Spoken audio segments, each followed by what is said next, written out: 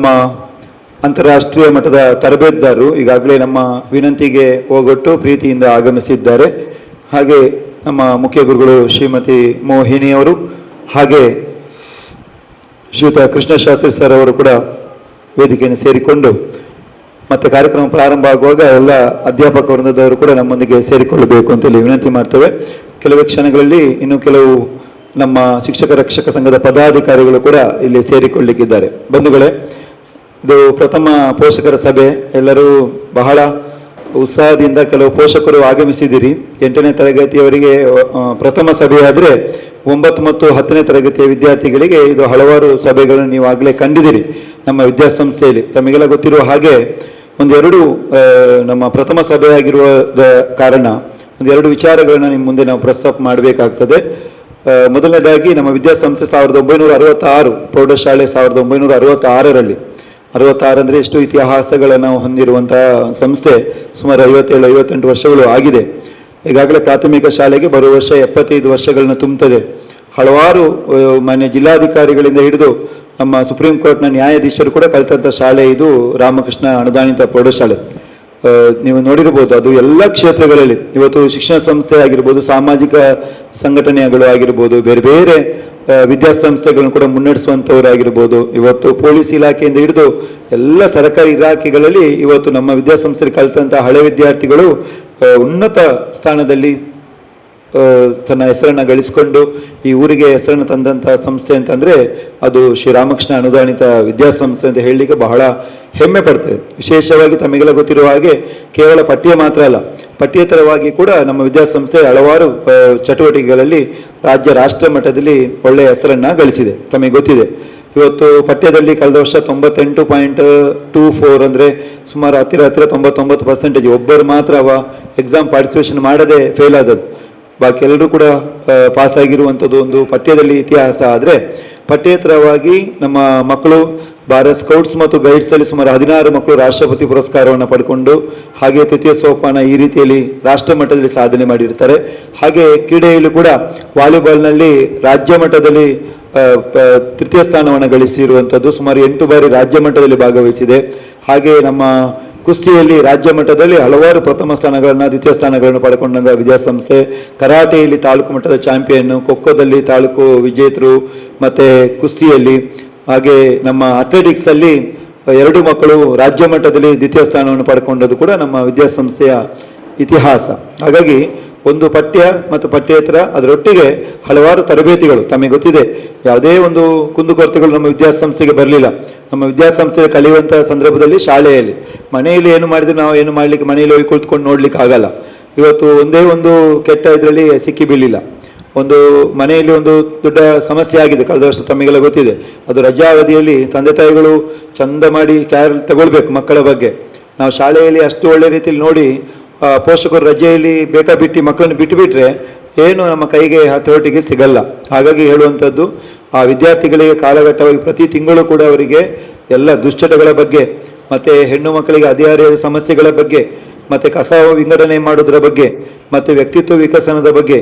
ನಾಳ್ದು ಶನಿವಾರ ನಮ್ಮ ಮಕ್ಕಳ ವಿದ್ಯಾರ್ಥಿ ಸರ್ಕಾರದ ಉದ್ಘಾಟನೆಗೆ ಮಾನ್ಯ ಈಗ ಸಭಾಧ್ಯಕ್ಷರಲ್ಲ, ಈಗ ಆರೋಗ್ಯ ಸಚಿವರು ಸನ್ಮಾನ್ಯ UT ಖಾದರ್ ಅವರು ಕೂಡ ಬರುವ ಶನಿವಾರ ವಿದ್ಯಾಸಂಸ್ಥೆಗೆ ಬರಲಿಕ್ಕಿದ್ದಾರೆ. ಹಾಗಾಗಿ ಈ ಸಂಸ್ಥೆಯ ನಮ್ಮ ಮಂಗಳೂರು ವಿಶ್ವವಿದ್ಯಾಲಯದ VC ಅವರು ನಮ್ಮ ಪ್ರತಿ ವರ್ಷ ಕೂಡ ಒಂದೊಂದು ಕಾರ್ಯಕ್ರಮಕ್ಕೆ ಗೆಸ್ಟ್. ಹಾಗೆ ಯಾಕೆ ದೊಡ್ಡ ದೊಡ್ಡ ವ್ಯಕ್ತಿಗಳನ್ನ ಕರೆದು ಇಲ್ಲಿ ನಾವು ಅವರ ಕೈಯಿಂದ ಈ ರೀತಿಯ ಕಾರ್ಯಕ್ರಮಗಳನ್ನ ಮಾಡೋದು ಅಂತ ಹೇಳಿದ್ರೆ, ಆ ಮುಂದೆ ಮಕ್ಕಳು ಕುಳಿತುಕೊಂಡದನ್ನೆಲ್ಲ ವೀಕ್ಷಣೆ ಮಾಡ್ತಾರೆ. ನಾನು ಕೂಡ ಒಂದಲ್ಲ ಒಂದಿನ ಈ ರೀತಿಯ ಮಟ್ಟಕ್ಕೆ ಬೆಳೆಯಬೇಕು. ಕೇವಲ ಪಠ್ಯದಲ್ಲಿ 100ರಲ್ಲಿ 100 ಪಡೆದ ಕೂಡಲೇ ದೊಡ್ಡ ವಿಚಾರ ಅಲ್ಲ, ಅವರಿಗೆ ಮಾತಾಡಲಿಕ್ಕೆ ಬರಲ್ಲ. ಬಟ್ ಪಠ್ಯೇತರವಾಗಿ ಎಲ್ಲ ಚಟುವಟಿಕೆಗಳಲ್ಲಿ ಕೂಡ ಮಕ್ಕಳು ತನ್ನನ್ನು ತೊಡಗಿಸಿಕೊಂಡಾಗ ಒಂದು ಒಳ್ಳೆಯ ಭವಿಷ್ಯ ನಿರ್ಮಾಣ ಆಗ್ತದೆ ಅಂತ. ಹಾಗಾಗಿ ಇವತ್ತು ಸರ್ಫರಾಜ್ ಅವರು ಅವರ ಬಗ್ಗೆ ಸ್ವಾಗತದಲ್ಲಿ ಹೇಳ್ತಾರೆ. ಅವರ ಬಗ್ಗೆ ನೋಡಿ, ಅಂತಾರಾಷ್ಟ್ರೀಯ ತರಬೇತುದಾರರು ಮಕ್ಕಳಿಗೆ ಮೊನ್ನೆ ಉಳ್ಳಾಲದಲ್ಲಿ ನಡೆದಂಥ ಸುಮಾರು 600 ಮಕ್ಕಳಿಗೆ ಅವರ ಒಂದು ಪ್ರೋತ್ಸಾಹದಾಯಕವಾದಂತಹ ಅದ್ಭುತವಾದಂಥ ಮಾತುಗಳಿಂದ ತುಂಬ ಮಕ್ಕಳು ಪ್ರಯೋಜನವನ್ನ, ಪೋಷಕರು ಕೂಡ ಪ್ರಯೋಜನವನ್ನ ಪಡ್ಕೊಂಡಿದ್ದಾರೆ. ಹಾಗಾಗಿ ಇವತ್ತು ಅಂತ ಒಂದು ಗೆಸ್ಟ್ಗಳನ್ನ ಪೋಷಕರಿಗೆ ಸುಮಾರು ಒಂದು ಅರ್ಧ ಗಂಟೆಗಳ ಕಾಲ ನಿಮಗೆ ಒಳ್ಳೆಯ ಮಾಹಿತಿಯನ್ನು ಕೊಡಲಿಕ್ಕೆ ಬರಬೇಕು ಅಂತ ಕೇಳಿದಾಗ ಬಹಳ ಪ್ರೀತಿ ಇಟ್ಟು ನಮ್ಮ ವಿದ್ಯಾಸಂಸ್ಥೆಗೆ ಬರ್ತೇನೆ ಅಂತೇಳಿ ಬಂದವರು. ಹಾಗಾಗಿ ಇವರು ಮಾತ್ರ ಅಲ್ಲ, ಯಾಕೆ ಈ ರೀತಿ ವಿಚಾರ ಹೇಳ್ತಾ ಇದ್ದೇನೆ ಅಂತಂದ್ರೆ ಪೋಷಕರು ಗಮನಿಸಬೇಕು. ಇವತ್ತು ಕೇವಲ 4 ಗೋಡೆಗಳ ಮಧ್ಯೆ ಮಕ್ಕಳನ್ನ ಕೂಡಿ ಹಾಕಿಕೊಂಡು ಪಾಠವನ್ನು ಮಾಡಿ 100% ರಿಸಲ್ಟ್ ತೆಗೆಯುವಂಥ ದೊಡ್ಡ ಕೆಲಸವೇ ಅಲ್ಲ, ಆಯ್ತಲ್ಲ. ಅದು ಆಗ್ತಾ ಇರ್ತದೆ. ಇವತ್ತು ಶಿಕ್ಷಕರ ಕೊರತೆ ಬಂತು, ಹಾಗೆ ಅಂತೇಳಿ ಆಡಳಿತ ಮಂಡಳಿ ಸುಮ್ಮನೆ ಬಿಡ್ಲಿಲ್ಲ. ಸುಮಾರು 3 ಶಿಕ್ಷಕರನ್ನ ಈಗ ಗೌರವ ಶಿಕ್ಷಕರಾಗಿ ಇಟ್ಟು ಮಕ್ಕಳಿಗೆ ಯಾವುದೇ ತೊಂದರೆ ಆಗಬಾರ್ದು ಅಂತೇಳಿ ಇವತ್ತು ಒಳ್ಳೆ ರೀತಿಯಲ್ಲಿ ಶಿಕ್ಷಣ ಕೂಡ ಶಾಲೆಯಲ್ಲಿ ಆಗ್ತಾ ಇದೆ. ಒಂದು ಕಂಪ್ಯೂಟರ್ ಶಿಕ್ಷಣ ತರಬೇತಿ ಬಹಳ ಒಳ್ಳೆ ರೀತಿಯಲ್ಲಿ ಮಕ್ಕಳಿಗೆ ಈಗ ಆಗ್ತಾ ಇದೆ. ಎಲ್ಲದಕ್ಕೂ ತೊಂದರೆ ಆಗಬಾರ್ದು ಅಂತೇಳಿ ಕೆಲಸ ರೋಬೋಟಿಕ್ ಅಂತೇಳಿ ನಿಮಗೆ ಗೊತ್ತಿರ್ಬೋದು. ಅದು ಇಡೀ ನಮ್ಮ ಮಂಗಳೂರು ದಕ್ಷಿಣದಲ್ಲಿ ಯಾವ ಶಾಲೆಯಲ್ಲಿ ಕೂಡ ಇನ್ನೂ ಅದನ್ನು ಪ್ರಾರಂಭ ಮಾಡಲಿಲ್ಲ. ಬಟ್ ನಮ್ಮ ಶಾಲೆಯಲ್ಲಿ ನಮ್ಮ ಹಳೆ ವಿದ್ಯಾರ್ಥಿಯೇ ಸುಮಾರು 7 ಲಕ್ಷ ರೂಪಾಯಿ ಖರ್ಚು ಮಾಡಿ ಆ ರೋಬೋಟಿಕ್ಗೆ ಬೇಕಾದಂಥ ಐಟಮ್ಸ್ಗಳನ್ನೆಲ್ಲ ಕಳಿಸ್ಕೊಟ್ಟಿದ್ದಾರೆ. ಕಳೆದ ವರ್ಷ ಶಾಲೆಯಲ್ಲಿ ಪ್ರಾರಂಭ ಆಗಿದೆ. ಇದನ್ನು ಕೂಡ ಸುಮಾರು ಒಂದು 15 ಮಕ್ಕಳು ಅದನ್ನು ಸದುಪಯೋಗ ಪಡಿಸಿಕೊಳ್ತಾ ಇದ್ದಾರೆ. ಹಾಗಾಗಿ ಇಂತಹ ಒಂದು ಬೃಹತ್ ಚಟುವಟಿಕೆಗಳನ್ನು ಒಳಗೊಂಡಿರುವಂಥ ಒಂದು ವಿದ್ಯಾಸಂಸ್ಥೆ, ಹಲವಾರು ವಿದ್ಯಾಸಂಸ್ಥೆಗಳು ಇದೆ, ನಮ್ಮದು ಮಾತ್ರ ಅಂತೇಳಿ ಜಂಬ ಕೊಚ್ಚಲಿಕ್ಕೆ ಏನಿಲ್ಲ. ಆದ್ರೂ ಕೂಡ ಇದ್ದಂಥ ಸಂಸ್ಥೆಯನ್ನು ಉಳಿಸಿಕೊಂಡು ಬೆಳೆಸ್ಕೊಂಡು ಹೋಗುವಂಥದ್ದು ಸುಲಭ ಕೆಲಸ ಅಲ್ಲ. ಕನ್ನಡ ಮಾಧ್ಯಮ ಶಾಲೆಗೆ ಮಕ್ಕಳು ಬರಲ್ಲ. ಆದ್ರೂ ಕೂಡ ಇವತ್ತು 203 ಮಕ್ಕಳು, ಕಳೆದ ವರ್ಷಕ್ಕಿಂತಲೂ ಸುಮಾರು 16 ಮಕ್ಕಳು ಜಾಸ್ತಿ ವಿದ್ಯಾಸಂಸ್ಥೆಗೆ ದಾಖಲಾತಿಯನ್ನು ಹೊಂದಿದ್ದಾರೆ. ಬಹಳ ಸಂತೋಷ ನಮಗೆ. ಇವತ್ತು ಪ್ರಾಥಮಿಕ ಶಾಲೆಯಲ್ಲಿ ಕೂಡ ಅಷ್ಟೇ ಒಟ್ಟು ಒಂದು 500ರಷ್ಟು ಮಕ್ಕಳು ಕನ್ನಡ ಮಾಧ್ಯಮದಲ್ಲಿ ಕಲಿತಾ ಇದ್ದಾರೆ ಅಂತಂದ್ರೆ ಇಲ್ಲಿ ಮೌಲ್ಯಯುತ ಶಿಕ್ಷಣ ಸಿಗುತ್ತದೆ ಎನ್ನುವಂಥ ಕಾರಣಕ್ಕಾಗಿ ಮಕ್ಕಳನ್ನ ದೇರ್ಲಕಟ್ಟೆಯಿಂದ ಅಸೈಗೊಳ್ಳಿಯಿಂದೆಲ್ಲ ಮಕ್ಕಳನ್ನ ಈ ಶಾಲೆಗೆ ಬಂದು ಸೇರ್ಪಡೆಗೊಳಿಸ್ತಾ ಇದ್ದಾರೆ ಅಂತ ಹೇಳಲಿಕ್ಕೆ ಇಚ್ಛೆ ಪಡ್ತಾ ಇದ್ದಾರೆ. ಇವತ್ತಿನ ಪ್ರಥಮ ಪೋಷಕರ ಸಭೆ, ಈ ಸಭೆಗೆ ಆಗಮಿಸಿದ ಸರ್ವರನ್ನು ಕೂಡ ವಿಶೇಷವಾಗಿ ಬಂದಿರುವಂಥ ಪೋಷಕರು ಸಮಯಕ್ಕೆ ಸಂದರ್ಭ ರೀತಿಯಲ್ಲಿ ಬಂದಿದ್ದೀರಿ. ಕೆಲವರು ಲೇಟಾಗಿ ಬರ್ತಾ ಇರ್ತಾರೆ, ಪರವಾಗಿಲ್ಲ. ಆದರೂ ಕೂಡ ಮುಂದಿನ ಪೋಷಕರ ಸಭೆಗೆ ಸರಿಯಾದ ನಿಗದಿತ ಒಂದು ಸಮಯವನ್ನು ಇಡುವ. ಈ ವರ್ಷ ಅದು 2 ಜನ ಆಗಲಿ 3 ಮಂದಿ ಆಗಲಿ ನಾವು ಸಮಯಕ್ಕೆ ಸ್ಟಾರ್ಟ್ ಮಾಡಿ ಸಮಯಕ್ಕೆ ಮುಗಿಸುವಂಥ ಒಂದು ಯೋಜನೆ ಈ ವರ್ಷ ಹಾಕಿಕೊಂಡಿದ್ದೇವೆ. ಹಾಗಾಗಿ ನಿಮ್ಮೆಲ್ಲರ ಒಂದು ಒಳ್ಳೆಯ ಮಾರ್ಗದರ್ಶನ, ಸಲಹೆ, ಸೂಚನೆ ಬೇಕು. ಇವತ್ತು ಶಿಕ್ಷಕರ ರಕ್ಷಕ ಸಂಘ ರಚನೆ ಆಗಬೇಕು, ಅದಕ್ಕೂ ಅಧ್ಯಕ್ಷರೇ ಆಗಬೇಕು ಅಂತ ನೀವೇ ಯಾರು ಮನಸ್ಸಲ್ಲಿ ಆಲೋಚನೆ ಮಾಡಿಕೊಂಡು ಬನ್ನಿ. ಇದನ್ನು ಆಲೋಚನೆ ಮಾಡಿಕೊಂಡೇ ಇರಿ. ಅದರ ಒಂದು ಪ್ರೊಸೀಜರ್ ಸ್ಟಾರ್ಟ್ ಆಗುವಾಗ ನೀವು ಒಬ್ಬರು ಅದನ್ನು ಸೂಚನೆ ಮಾಡಬೇಕು. ಈ 2026-27ನೇ ಸಾಲಿಗೆ 10ನೇ ಕ್ಲಾಸಲ್ಲಿ ಕಲಿತಿರುವಂಥ ಮಕ್ಕಳ ತಂದೆ ಅಥವಾ ತಾಯಿ ಅವರು ಈ ಶಿಕ್ಷಕ ರಕ್ಷಕ ಸಂಘಕ್ಕೆ ಅಧ್ಯಕ್ಷರಾಗಿ ಆಯ್ಕೆ ಆಗಬಹುದು. ಈ ಒಂದು ನಿರ್ಣಯ ಮಾಡಬೇಕಾಗ್ತದೆ ಇವತ್ತು. ಹಾಗಾಗಿ ಪೋಷಕರು ಏನು ಮಾಡಬೇಕು, ಈಗಲೇ ಕುಳಿತಲ್ಲಿಯೇ ನೀವು ಇವರನ್ನು ಆಗ್ಬೋದು. ಸ್ವಲ್ಪ ಶಾಲೆಯ ಬಗ್ಗೆ ಬರ್ತಾ ಇರುವಂತಹ ಒಂದು ತಿಂಗಳಿಗೆ ಒಮ್ಮೆ ಆದ್ರೂ ಭೇಟಿ ಕೊಡು. ಡೈಲಿ ಬಂದು ಕುಳಿತುಕೊಳ್ಬೇಕು ಅಂತೇನಿಲ್ಲ, ತಿಂಗಳಿಗೆ ಒಮ್ಮೆ ಆದ್ರೂ ಭೇಟಿ ಕೊಟ್ಟು ಆ ಮಕ್ಕಳ ಮತ್ತು ಶಿಕ್ಷಕರ ಒಟ್ಟು ಸಮಸ್ಯೆಯ ಬಗ್ಗೆ ರೂಪರೇಷೆ ಮಾಡಿಕೊಂಡು ಶಾಲೆ ಅಭಿವೃದ್ಧಿ ಆಗುವಲ್ಲಿ ನೀವು ಸಹಕಾರ ಮಾಡಬೇಕು ಅಂತೇಳಿ ವಿನಂತಿ ಮಾಡಿಕೊಳ್ತಾ ಆ ಸಂಘ ರಚನೆ ಆಗಬೇಕು. ಮತ್ತು ವಿಶೇಷವಾಗಿ ನಮ್ಮ ಇವತ್ತು ಡಿಸ್ಟಿಂಕ್ಷನ್ ಪಡೆದಂಥ ಮಕ್ಕಳನ್ನ ಅಭಿನಂದನಾ ಕಾರ್ಯಕ್ರಮ ಕೂಡ ನಡೆಯುತ್ತದೆ. ಅದು ಮಾತ್ರ ಅಲ್ಲದೆ ನಮ್ಮ ವಿದ್ಯಾಶ್ರೀ ಶೈಕ್ಷಣಿಕ ದತ್ತು ಯೋಜನೆಗೆ ಚಾಲನೆ ಕೂಡ ಇವತ್ತು ಸಿಗ್ತದೆ. ಕಳೆದ 11 ವರ್ಷಗಳಿಂದ ವಿದ್ಯಾಶ್ರೀ ಶೈಕ್ಷಣಿಕ ದತ್ತು ಯೋಜನೆ ಅಡಿಯಲ್ಲಿ ಪ್ರತಿ ವರ್ಷ 90 ಮಕ್ಕಳು, 95 ಮಕ್ಕಳು, 80 ಮಕ್ಕಳು ಹೀಗೆ ದತ್ತು ತಗೊಳ್ತಾ ಇದ್ದೇವೆ ಮಕ್ಕಳನ್ನ. 1 ರೂಪಾಯಿ ಫೀಸ್ ಕಟ್ಟಲಿಕ್ಕಿಲ್ಲ, ಎಲ್ಲ ಸಂಪೂರ್ಣವಾಗಿ ಫ್ರೀ ಅಂತೇಳಿ ಮಾಡಿ ಆ ಮಕ್ಕಳಿಗೆ, ಆ ಬಡತನದ ಮಕ್ಕಳಿಗೆ ಒಂದು ಸ್ವಲ್ಪ ಆದರೂ ಸಹಾಯವಾಗಲಿ ಅಂತೇಳಿ ಈ ಕೆಲಸ ಕೂಡ ಶಾಲೆಯಲ್ಲಿ ಆಗ್ತಾ ಇದೆ. ಇವತ್ತು ಅದರ ಚಾಲನೆ ಕೂಡ ನಡೆಯುತ್ತದೆ. ಎಲ್ಲ ಕಾರ್ಯಕ್ರಮವನ್ನ ಯಶಸ್ವಿಗೊಳಿಸಿಕೊಡ್ಬೇಕು ಅಂತೇಳಿ ನಿಮ್ಮೆಲ್ಲರಿಗೂ ಕೂಡ ಬಹಳ ಆಧಾರಪೂರ್ವಕವಾಗಿ ವಿನಂತಿ ಮಾಡಿಕೊಂಡು ಇದರ ಕಾರ್ಯಕ್ರಮದ ಮೊದಲನೇ ಅಂಗವಾಗಿ ನಾಡಗೀತೆ ನಮ್ಮ ವಿದ್ಯಾಸಂಸ್ಥೆಯ ವಿದ್ಯಾರ್ಥಿಗಳಿಂದ ಎಲ್ಲ ಪೋಷಕರು ಕೂಡ ಎದ್ದು ನಿಂತು ನಾಡಗೀತೆ ಗೌರವ ಕೊಡಬೇಕು ಅಂತೇಳಿ ವಿನಂತಿ. ಜಯ ಸುಂದರ ನದಿವನಗಳ ನಾಡಿ, ಜಯ ಹೇ ರಸ ಋಷಿಗಳ ಬೀಡೆ, ಭೂದೇವಿಯ ಮಗುಟದ ನವಮಣಿಯೇ, ಗಂಧದ ಚಂದದ ಹೊನ್ನಿನ ಗಣಿಯೇ, ರಾಘವ ಮಧುಸೂದನರವಧರಿಸಿದ ಭಾರತ ಜನನಿಯ ತನುಜಾತೆ. ಜನನಿಯ ಜೋಗುಳ ವೇದದ ಘೋಷ, ಜನನಿಗೆ ಜೀವವು ನಿನ್ನಾವೇಶ, ಹಸುರಿನ ಗಿರಿಗಳ ಸಾಲೆ, ನಿನ್ನಯ ಕೊರಳಿನ ಮಾಲೆ, ಕಪಿಲ ಪತಂಜಲ ಗೌತಮ ಜಿನನುತ ಭಾರತ ಜನನಿಯ ತನುಜಾತೆ. ಶಂಕರರ ಮನುಜ ವಿದ್ಯಾರಣ್ಯ, ಬಸವೇಶ್ವರ ಮಧ್ವರ ದಿವ್ಯಾರಣ್ಯ, ರಣ್ಯ ಷಡಕ್ಷರಿ ಪೊನ್ನ, ನಾನಕ ರಾಮಾನಂದ ಕಬೀರರ ಭಾರತ ಜನನಿಯ ತನುಜಾತೆ. ತೈಲಪ ಹೊಯ್ಸಳರಾಳಿದ ನಾಡೆ, ಡಂಕನ ಜಕನರ ನೆಚ್ಚಿನ ಬೀಡೆ, ಕೃಷ್ಣ ಶರಾವತಿ ತುಂಗ, ಕಾವೇರಿ ಅವರ ರಂಗ, ಚೈತನ್ಯ ಪರಮಹಂಸ ವಿವೇಕರ ಭಾರತ ಜನನಿಯ ತನುಜಾತೆ. ಸರ್ವ ಜನಾಂಗದ ಶಾಂತಿಯ ತೋಟ, ರಸಿಕರ ಕಂಗಳ ಸೆಳೆಯುವ ನೋಟ, ಹಿಂದೂ ಕ್ರೈಸ್ತ ಮುಸಲ್ಮಾನ, ಪಾರಸಿಕ ಜೈನರುದ್ಯಾನ, ಜನಗಣ ಹೋಲುವ ದೊರೆಗಳ ಧಾಮ, ಗಾಯಕ ವೈನಿಕರಾರಾಮ. ಕನ್ನಡ ನುಡಿ ಕುಣಿದಾಡುವ ದೇಹ, ಕನ್ನಡ ತಾಯಿಯ ಮಕ್ಕಳ ದೇಹ, ಭಾರತ ಜನನಿಯ ತನು ಜಾತಿ. ಜಯ ಹೇ ಕರ್ನಾಟಕ ಮಾತೆ, ಜಯ ಹೇ ಕರ್ನಾಟಕ ಮಾತೆ, ಜಯ ಹೇ ಕರ್ನಾಟಕ ಮಾತೆ. ಮಿತ್ರರು ಆಗಿರುವಂತಹ ಅಬ್ದುಲ್ ಮಜೀದ್ ಅವರು ಆಗಮಿಸಿದ್ದಾರೆ. ಅವರಿಗೂ ಆತ್ಮೀಯವಾಗಿ ಕಾರ್ಯಕ್ರಮಕ್ಕೆ ಬರಮಾಡಿಕೊಂಡು ಈಗ ಬಂದಂತಹ ಸರ್ವರನ್ನು ಕೂಡ ಬಹಳ ಪ್ರೀತಿಯಿಂದ ಸ್ವಾಗತ ಮಾಡಬೇಕು ಅಂತೇಳಿ ನಮ್ಮ ಸಂಸ್ಥೆಯ ಮುಖ್ಯ ಶಿಕ್ಷಕರಾಗಿರುವಂತಹ ಶ್ರೀಮತಿ ಮೋಹಿನಿ ಟೀಚರ್ ಅವರಲ್ಲಿ ವಿನಂತಿ. ನಮ್ಮ ಅನುದಾನಿತ ರಾಮಕೃಷ್ಣ ಪ್ರೌಢಶಾಲೆಯ ಪ್ರಥಮ ಅತ್ಯುತ್ತಮವಾದಂತಹ ಒಬ್ಬ ವ್ಯಕ್ತಿ ಬಂದಿದ್ದಾರೆ ಅಂತ ಹೇಳಿದರೆ ನಮಗೆ ನಿಮಗೆಲ್ಲರಿಗೂ ಕೂಡ ಬಹಳಷ್ಟು ಸಂತೋಷದ ವಿಷಯ. ಹಾಗಾಗಿ ಇವರ ಬಗ್ಗೆ ನಾನೊಂದು ಕಿರು ಪರಿಚಯವನ್ನು ನಿಮ್ಮ ಮುಂದೆ ಇಡ್ತಾ ಇದ್ದೇನೆ. ಡಾಕ್ಟರ್ ಸರ್ಫರಾಜ್ ಜೆ ಧಾನಿಮ್ ಅವರು ಸಂಕ್ಷಿಪ್ತವಾದಂತಹ ಒಂದು ಕಿರು ಪರಿಚಯ. ಇವರು ಅಂತಾರಾಷ್ಟ್ರೀಯ ಮಟ್ಟದಲ್ಲಿ ಖ್ಯಾತಿ ಪಡೆದವರಾಗಿದ್ದಾರೆ ಹಾಗೂ ಒಂದು ಮನಸ್ಸಿನ ತರಬೇತುದಾರರು. ನಮ್ಮ ಮನಸ್ಸಿನ ಆಳವನ್ನು, ಮನಸ್ಸಿನ ಬಗ್ಗೆ ಒಂದು ಅಧ್ಯಯನ ಮಾಡಿದಂತಹ ಬಹಳ ಪ್ರಭಾವಿ ವ್ಯಕ್ತಿ ಇವರಾಗಿದ್ದಾರೆ. ಇನ್ನು ಒಬ್ಬ ಮನೋವಿಜ್ಞಾನಿ ಕೂಡ ಹೌದು. ಇವರಲ್ಲಿ ಒಂದು ಸ್ಫೂರ್ತಿದಾಯಕವಾದಂತಹ ಭಾಷಣಕಾರರಾಗಿದ್ದಾರೆ, ಪ್ರಧಾನ ತರಬೇತುದಾರರಾಗಿದ್ದಾರೆ ಮತ್ತು ಮಂಗಳೂರಿನ ಸಂತ ಎಲೋಸಿಯಸ್ ಕಾಲೇಜು ಹಾಗೂ ವಿಶ್ವವಿದ್ಯಾನಿಲಯದ ಹಳೆ ವಿದ್ಯಾರ್ಥಿ ಡಾಕ್ಟರ್ ಸರ್ಫರಾಜ್ರವರು. ಇನ್ನು ಭೌತಶಾಸ್ತ್ರದಲ್ಲಿ MSc ಮತ್ತು MPhil ಪದವಿಯನ್ನು ಪಡ್ಕೊಂಡವರು ಹಾಗೂ ಮಾನವ ಸಂಪನ್ಮೂಲ ನಿರ್ವಹಣೆಯಲ್ಲಿ MBA ಪದವಿಯನ್ನು ಪಡೆದಂತಹ ಒಬ್ಬ ಮಹಾನ್ ವ್ಯಕ್ತಿ ಎಂದರೆ ಸುಳ್ಳಾಗದು. ಇನ್ನು ಮನೋವಿಜ್ಞಾನದಲ್ಲಿ MSc ಪದವಿಯನ್ನು ಪಡ್ಕೊಂಡು PhDಯನ್ನು ಪಡೆದವರಾಗಿದ್ದಾರೆ ಹಾಗೂ ಉದ್ಯಮಿಕ ಸಂಬಂಧ, ಸಿಬ್ಬಂದಿ ನಿರ್ವಹಣೆ, ಶೈಕ್ಷಣಿಕವಾದ ಆಡಳಿತ ನಿರ್ವಹಣೆ ಹಾಗೂ ಅದರ ಮೇಲ್ವಿಚಾರಣೆ, ಪಬ್ಲಿಕ್ ರಿಲೇಷನ್ಸ್ ಮತ್ತು ಎಲ್ಲ ಹಾಗೂ ಇತರ ಕ್ಷೇತ್ರಗಳಲ್ಲಿ ಅವರ ಸ್ನಾತಕೋತ್ತರ ಡಿಪ್ಲೊಮಾಗಳನ್ನು ಪಡೆದು ಒಬ್ಬ ಸಂಮೋಹನ ಮನಸ್ಸಿನ ಶಕ್ತಿಯನ್ನು, ಆಳವನ್ನು ತಿಳಿದಂತಹ ವ್ಯಕ್ತಿಯಾಗಿದ್ದು ಮತ್ತು ಪ್ರತಿಯೊಬ್ಬರನ್ನು ಸಮಾಲೋಚನೆ ಮಾಡುವಂತಹ ವ್ಯಕ್ತಿ ಹಾಗೂ ಲೈಫ್ ಕೋಚಿಂಗ್ ಮತ್ತು ಎಕ್ಸಿಕ್ಯೂಟಿವ್ ಕೋಚಿಂಗ್ ಆಗಿ ತಮ್ಮ ವಿವಿಧ ಕ್ಷೇತ್ರಗಳಲ್ಲಿ ಪೋಷಕರ ಸಭೆಯಲ್ಲಿ ಉದ್ದೇಶಿಸಿ ನಮ್ಮ ಶಾಲೆಗೆ ಕೂಡ ಒಬ್ಬ ತರಬೇತುದಾರರಾಗಿ ಬಂದಿದ್ದಾರೆ. ಅವರನ್ನು ನಾನು ನಮ್ಮ ಆಡಳಿತ ಮಂಡಳಿ ಪರವಾಗಿ, ಶಿಕ್ಷಕರ ಪರವಾಗಿ, ಪೋಷಕರ ಪರವಾಗಿ ಹೃತ್ಪೂರ್ವಕವಾಗಿ ಅವರನ್ನು ನಾನು ಸ್ವಾಗತಿಸ್ತಾ ಇದ್ದೇನೆ.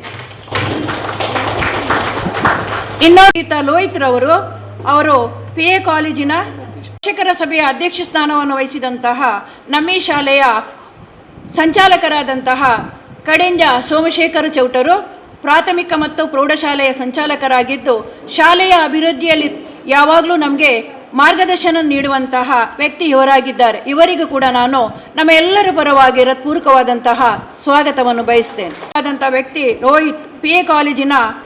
ಇನ್ನು ನಮ್ಮ ಈ ಪೋಷಕರ ಸಭೆಗೆ ಆಗಮಿಸಿದ ನಮ್ಮ ರಕ್ಷಕ ಶಿಕ್ಷಕ ಸಂಘದ ಅಧ್ಯಕ್ಷರಾದಂತಹ ಹಾಗೂ ನಮ್ಮ ಪಂಚಾಯಿತಿಯ ಉಪಾಧ್ಯಕ್ಷರಾದಂತಹ ಮಜೀದ್ ರವರನ್ನು ಕೂಡ ನಾನು ಎಲ್ಲರ ಪರವಾಗಿ ಹೃತ್ಪೂರ್ವಕವಾಗಿ ಸ್ವಾಗತಿಸ್ತಾ ಇದ್ದೇನೆ.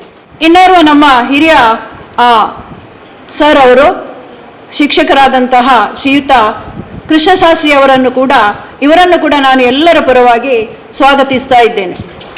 ಹಾಗೂ ಎಲ್ಲ ಕಾರ್ಯಕ್ರಮಗಳಲ್ಲಿ ತನ್ನ ಅಚ್ಚುಕಟ್ಟುತನ, ನಿರ್ವಹಣೆ ಹಾಗೂ ಯಾವುದೇ ಒಂದು ಕಾರ್ಯಕ್ರಮ ಮಾಡಬೇಕಾದರೆ ಬಹಳಷ್ಟು ಆಲೋಚನೆ ಮಾಡಿ ಕಾರ್ಯಕ್ರಮವನ್ನು ನಿರ್ವಹಣೆ ಮಾಡುವಂತಹ ನಮ್ಮ ದೈಹಿಕ ಶಿಕ್ಷಕರಾದಂತಹ ತ್ಯಾಗಂ ಸರಿಗೆ ಕೂಡ ನಾನು ಎಲ್ಲರ ಪರವಾಗಿ ಹೃತ್ಪೂರ್ವಕವಾದಂತಹ ಸ್ವಾಗತವನ್ನು ಬಯಸ್ತಾ ಇದ್ದೇನೆ. ಹಾಗೆ ಇವತ್ತು ನಮ್ಮ ಶಾಲೆಯಲ್ಲಿ ಯಾವುದೇ ಒಂದು ಕಾರ್ಯಕ್ರಮ ಇದ್ದರೂ ಕೂಡ ಬಹಳ ಪ್ರೀತಿಯಿಂದ ನಮಗೆ ಬರುವಂತಹ ನಮ್ಮ ಮಾಧ್ಯಮ ಮಿತ್ರರನ್ನು ಕೂಡ ನಾನು ಈ ಸಭೆಗೆ ಹೃತ್ಪೂರ್ವಕವಾಗಿ ಸ್ವಾಗತಿಸ್ತಾ ಇದ್ದೇನೆ. ಇನ್ನು ಪೋಷಕರ ಬಗ್ಗೆ ನಾನು ಹೇಳಬೇಕು ಅಂತ ಹೇಳಿದರೆ ಯಾವಾಗಲೂ ನಮಗೆ ಎಲ್ಲ ಪೋಷಕರು, ಲಾಸ್ಟ್ ಇಯರ್ ನಮಗೆ 10ನೇ ತರಗತಿಯ ಪೋಷಕರನ್ನು ನಾನು ಎಂದೂ ಮರೆಯುವಂತಿಲ್ಲ. ಯಾಕೆ ಹೇಳಿದರೆ ಅಧ್ಯಾಪಕರು ಯಾವ ರೀತಿಯ ಒಂದು ಮಾರ್ಗದರ್ಶನವನ್ನು ಕೊಡ್ತಾರೋ ಅದೇ ರೀತಿಯಾಗಿ ನಮಗೆ ಈ ಬಾರಿಯಲ್ಲಿ ಕಳೆದ ಶೈಕ್ಷಣಿಕ ವರ್ಷದಲ್ಲಿ 10ನೇ ತರಗತಿಯಲ್ಲಿ 98 ರಿಸಲ್ಟ್ ಬರಲಿಕ್ಕೆ ಪೋಷಕರ ಸಹಾಯ ಕೂಡ ಬಹಳ ಅತ್ಯುತ್ತಮವಾಗಿ ಸಿಕ್ಕಿದೆ. ಅವರನ್ನು ಕೂಡ ನಾನು ಈ ಬಾರಿ ಅವರಿಗೂ ಕೂಡ ನಾನು ಹೃತ್ಪೂರ್ವಕವಾದ ಸ್ವಾಗತವನ್ನು ಬಯಸ್ತಾ ಇದ್ದೇನೆ. ಹಾಗೆ ನಮಗೆ ಮಸೀದಿಯ ಗುರುಗಳು ಕೂಡ ನಮ್ಮ ಶಾಲೆಯಲ್ಲಿ ಒಂದು 10 ಮಕ್ಕಳು ಕಲಿಯುವುದರಲ್ಲಿ ತೀರಾ ಹಿಂದುಳಿದಿದ್ದರು. ಅವರು ಕೂಡ ನಮಗೆ ನಮ್ಮ ಮಹತ್ವಪೂರ್ಣವಂತಹ ಸಹಾಯವನ್ನು ಕೊಟ್ಟು ನಮಗೆ ಸಹಕಾರ ನೀಡಿದ್ದಾರೆ. ಅವರಿಗೂ ಕೂಡ ಈ ಸಂದರ್ಭದಲ್ಲಿ ನಾನು ಹೃತ್ಪೂರ್ವಕವಾಗಿ ಅವರನ್ನು ಸ್ವಾಗತಿಸ್ತಾ ಇದ್ದೇನೆ. ಇನ್ನು ಈ ಸಭೆಗೆ ಬಂದಂತಹ ಈ ಬಾರಿ ಶೈಕ್ಷಣಿಕ ವರ್ಷದ 8ನೇ ತರಗತಿ, 9ನೇ ತರಗತಿ ಮತ್ತು 10ನೇ ತರಗತಿಯ ಎಲ್ಲ ಪೋಷಕ ಹಿರಿಯ ವರ್ಗವನ್ನು ನಾನು ಎಲ್ಲರ ಪರವಾಗಿ ಹೃತ್ಪೂರ್ವಕವಾಗಿ ಸ್ವಾಗತಿಸ್ತಾ ಇದ್ದೇನೆ. ಇನ್ನು ಈ ಶಾಲೆಗೆ ಬಂದಂತಹ ನಮ್ಮ ನನ್ನ ಸಹೋದ್ಯೋಗಿ ಶಿಕ್ಷಕ ಮಿತ್ರರನ್ನು ಕೂಡ ನಾನು ಈ ಬಾರಿ ಅವರನ್ನು ಕೂಡ ನಾನು ಎಲ್ಲರ ಪರವಾಗಿ ಸ್ವಾಗತಿಸ್ತಾ ಇದ್ದೇನೆ. ಇನ್ನು ಯಾವುದೇ ಒಂದು ಸಭೆ ಕಾರ್ಯಕ್ರಮವಿರಲಿ, ನಮ್ಮ ಈ ಸಭೆಗೆ ಏನು ಉಪಚಾರ ಬೇಕು, ಏನು ವ್ಯವಸ್ಥೆಗಳು ಬೇಕು, ಅದಕ್ಕೆ ಅಡುಗೆ ಸಿಬ್ಬಂದಿಯವರನ್ನು ಕೂಡ ನಾನು ಈ ಬಾರಿ ಅವರನ್ನು ಕೂಡ ನಾನು ಹೃತ್ಪೂರ್ವಕವಾಗಿ ಸ್ವಾಗತಿಸ್ತಾ ಇದ್ದೇನೆ. ಇನ್ನು ಎಲ್ಲ ನಮ್ಮ ವಿದ್ಯಾರ್ಥಿಗಳನ್ನು ಈ ಕಾರ್ಯಕ್ರಮದಲ್ಲಿ ಎಲ್ಲ ಸಹಕಾರ ನೀಡುವಂತಹ ವಿದ್ಯಾರ್ಥಿಗಳನ್ನು ಕೂಡ ನಾನು ಸ್ವಾಗತಿಸ್ತಾ ನನ್ನ ಈ ಸ್ವಾಗತ ಭಾಷಣವನ್ನು ಇಲ್ಲಿಗೆ ಮುಕ್ತಾಯಗೊಳಿಸ್ತಾ ಇದ್ದೇನೆ. ಜೈ ಹಿಂದ್, ಜೈ ಕರ್ನಾಟಕ. ಸ್ವಾಗತ ಮಾಡಿದಂತಹ ನಮ್ಮ ಮುಖ್ಯ ಶಿಕ್ಷಕರು ಕೂಡ ಆತ್ಮೀಯವಾದ ಸ್ವಾಗತ ಬಯಸ್ತಾ, ಇದೀಗ ಕಾರ್ಯಕ್ರಮದ ಬಹುಮುಖ್ಯವಾದಂತಹ ಅಂಗ, ಯಾವುದೇ ಕಾರ್ಯಕ್ರಮ ನಿರ್ವಿಘ್ನವಾಗಿ ನಡೆಯಬೇಕು ಅಂತಂದ್ರೆ ದೇವರುಗಳ ಆಶೀರ್ವಾದ ಕೂಡ ಬೇಕು. ಅದು ಮಾತ್ರ ಅಲ್ಲದೆ ಒಂದು ದೀಪ ಪ್ರಜ್ವಲನೆ ಮಾಡುವ ಮುಖೇನ ಹೇಗೆ ಕತ್ತಲೆಯನ್ನ ದೀಪ ಹೋಗಲಾಡಿಸಿ ಅದೇ ರೀತಿಯಲ್ಲಿ ಈ ಒಂದು ಎಲ್ಲ ಕಾರ್ಯಕ್ರಮಗಳು ನಿರ್ವಿಘ್ನವಾಗಿ ನಡೆಯಲಿ ಎನ್ನುವ ಒಂದು ಸದುದ್ದೇಶದೊಂದಿಗೆ ಕಾರ್ಯಕ್ರಮವನ್ನು ದೀಪ ಪ್ರಜ್ವಲನೆ ಮಾಡುವ ಮುಖೇನ ಉದ್ಘಾಟನೆ ಮಾಡಬೇಕು ಅಂತೇಳಿ ಡಾಕ್ಟರ್ ಸರ್ಫರಾಜ್ ಸರ್ ಅವರಲ್ಲಿ ಬಹಳ ಪ್ರೀತಿಯಿಂದ ವಿನಂತಿ ಮಾಡ್ತೇನೆ. ಭವ್ಯ ಮೇಡಮ್ ಅವರು